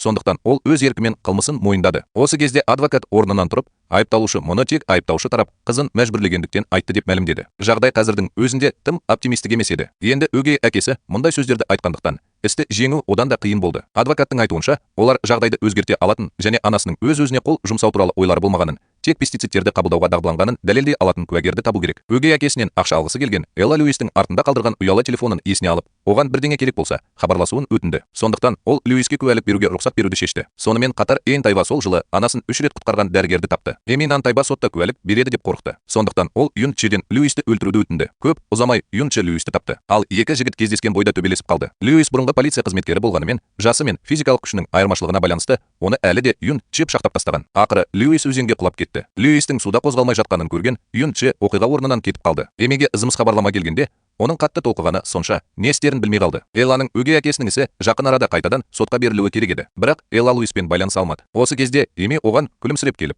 Эллаға уақытын босқа өткізбеуді бұйырды. Бірінші судья анасын емдеп жатқан дәрігерді шақырды. Дәрігердің айғақтары Элланың анасының пестицидтерді бірнеше рет қолданғанын және өгей әкесінің оны өлтірмегеніне дәлел ретінде қолдануға болмайтынын растады. Кейінірек судья Льюисті шақырды, бірақ жауап ешқашан келмеді. Барлығы Льюис сотқа келмейді деп ойлаған сәтте есік кенет ашылды және Льюис ішке кірді. Эми өз көзіне өзі сенбеді. Оның өлгені анық. Юн Че кеткеннен кейін Льюис жағаға шығып кеткені белгілі болды. Ал оның отбасылық суреті салынған әмияны абайсызда оның өмірін сақтап қалды. Льюис куәлік беріп болған соң Усау Чжан оны тұтқындады. Ақырында судья өгей әкесіне үкім шығарды. Судья анасы құмар ойындарға тәуелді және өгей әкесіне қоқан-лоққы жасау мақсатында пестицидті қолданған деп есептеді. Өгей әкесінің ашуланғаны сонша, ол құтқару операциясын кейінге қалдырды. Сондықтан өгей әкесіне қасақана кісі өлтірді деген айып тағылған жоқ деген шешім қабылданды. Алайда ол мәйітті тексеруден бас тартып, жәбірленушінің өлімінің шын себебін жасырып, сақтандыру ақшасын алаяқтық жолмен алғандықтан ол 3 жылға кейінге шегеріліп, 1 жылға бас бостандығынан айырылды. Элла судьяның үкімін естігенде, ақыры оның жүрегі елжіреп қалды. Бұрын өзін өзі ақтайтын Эми енді күлмейтін болды. Екеуі де бір баспанадан жетім қалған. Оны асырап алғандықтан, оны басқа балалар қорлаған. Бақытымызға орай, осы уақытта бір қыз өтіп бара жатып, оны қорлап жатқан кішкентай баланы итеріп жіберіп,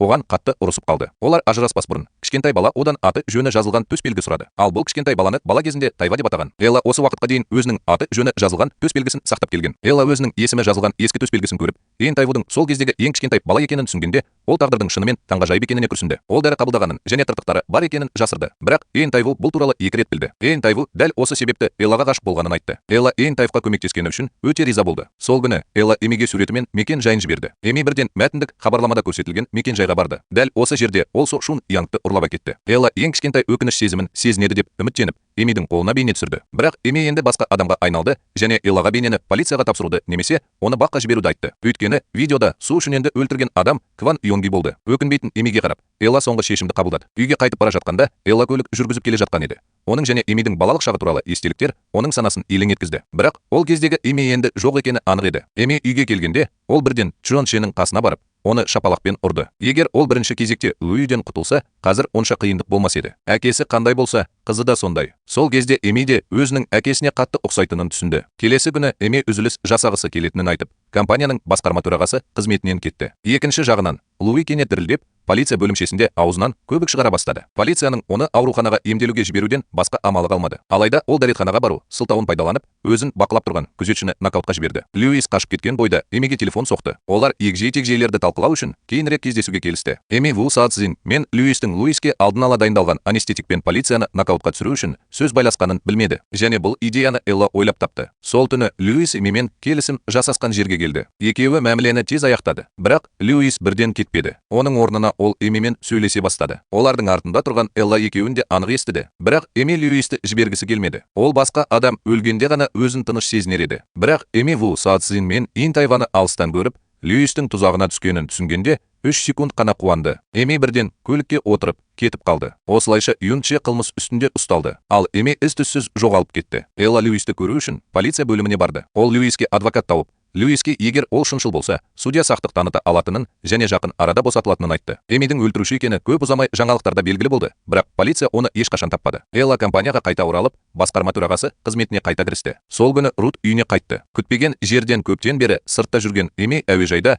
Элладан бұрын пайда болып, қызы Рутты алып кетті. Бұл жаңалықты естіген Энн Тайву бұл туралы Ву Саацзинге дереу хабарлады. Ву Саацзин барлық адамдарын Руфты құтқаруға және Эмиді ұстауға жіберді. Эми Руфты балмұздақ дүкеніне апарып, оған көптеген сыйлықтар сатып алды. Кешке Элла Эмиге телефон соқты. Ол Эллаға күш-жігерін босқа жұмсамауды бұйырды. Егер Руфты көргің келсе, үйге кел. Элла үйіне асықты. Рут анасын күтіп отырды. Элла Руфтың қасына барып, оны қатты құшақтады. Қызының тірі және жақсы екенін бірнеше рет растағаннан кейін Элланың жүрегі ақыры тынышталды. Сол кезде біреу Луиске түрмедегі жазбаны берді. Эми көшеде келе жатқанда, кенеттен оның жанынан мотоцикл өтіп бара жатты. Алайда ол есін жиып үлгермей жатып, Келесі күні оны үлкен жүк көлігі қағып кетті. Эми қанды жүзімен жерде жатты. Осы кезде оның санасы Элламен байланысты әдемі естеліктерге толы болды. Дәл осы сәтте Эми өкініш сезімін сезінген болуы мүмкін. Бірақ ол тым кеш болды. Уақыт зымырап өтіп, бір жылдан кейін Элла ауруын емдеуді жалғастыру үшін нағыз Сацзинмен кездесуге кетті. Сацзин ресми түрде Элланың емдеуші дәрігері болды. Сол жылы Элланың басшылығымен компания одан сайын өсті. Бірақ Элла осы уақыт ішінде басқарма төрағасы қызметінен кетуге шешім қабылдады. Өйткені ол өмірдің мәні тайвада жұмыс істеуден де көп болуы мүмкін екенін сезді және Элланың орнына келесі басқарма төрағасы болды. Компаниядан кеткеннен кейін Элла жалғыз сапарға шықты. Алайда ол тұрған виллада оның көзқарасы басқаша болды. Ол анасын көрді. Элла Сацзинге анасының көргенін айтты. Сацзин бұл алдын ала белгіленген тәртіп болуы мүмкін екенін айтты.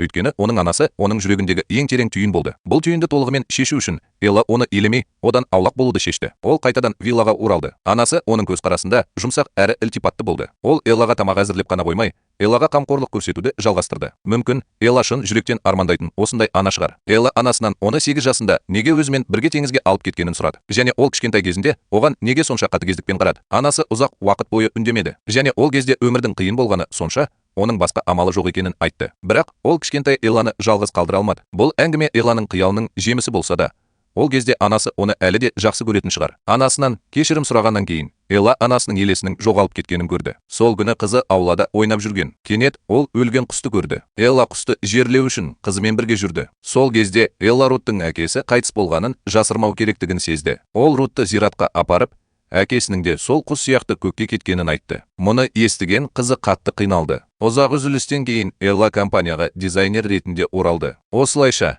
сүйікті ісімен айналыса отырып, ол Рутпен көбірек уақыт өткізе алады. Түрмеден шыққаннан кейін Льюис мұны жоспарлаған.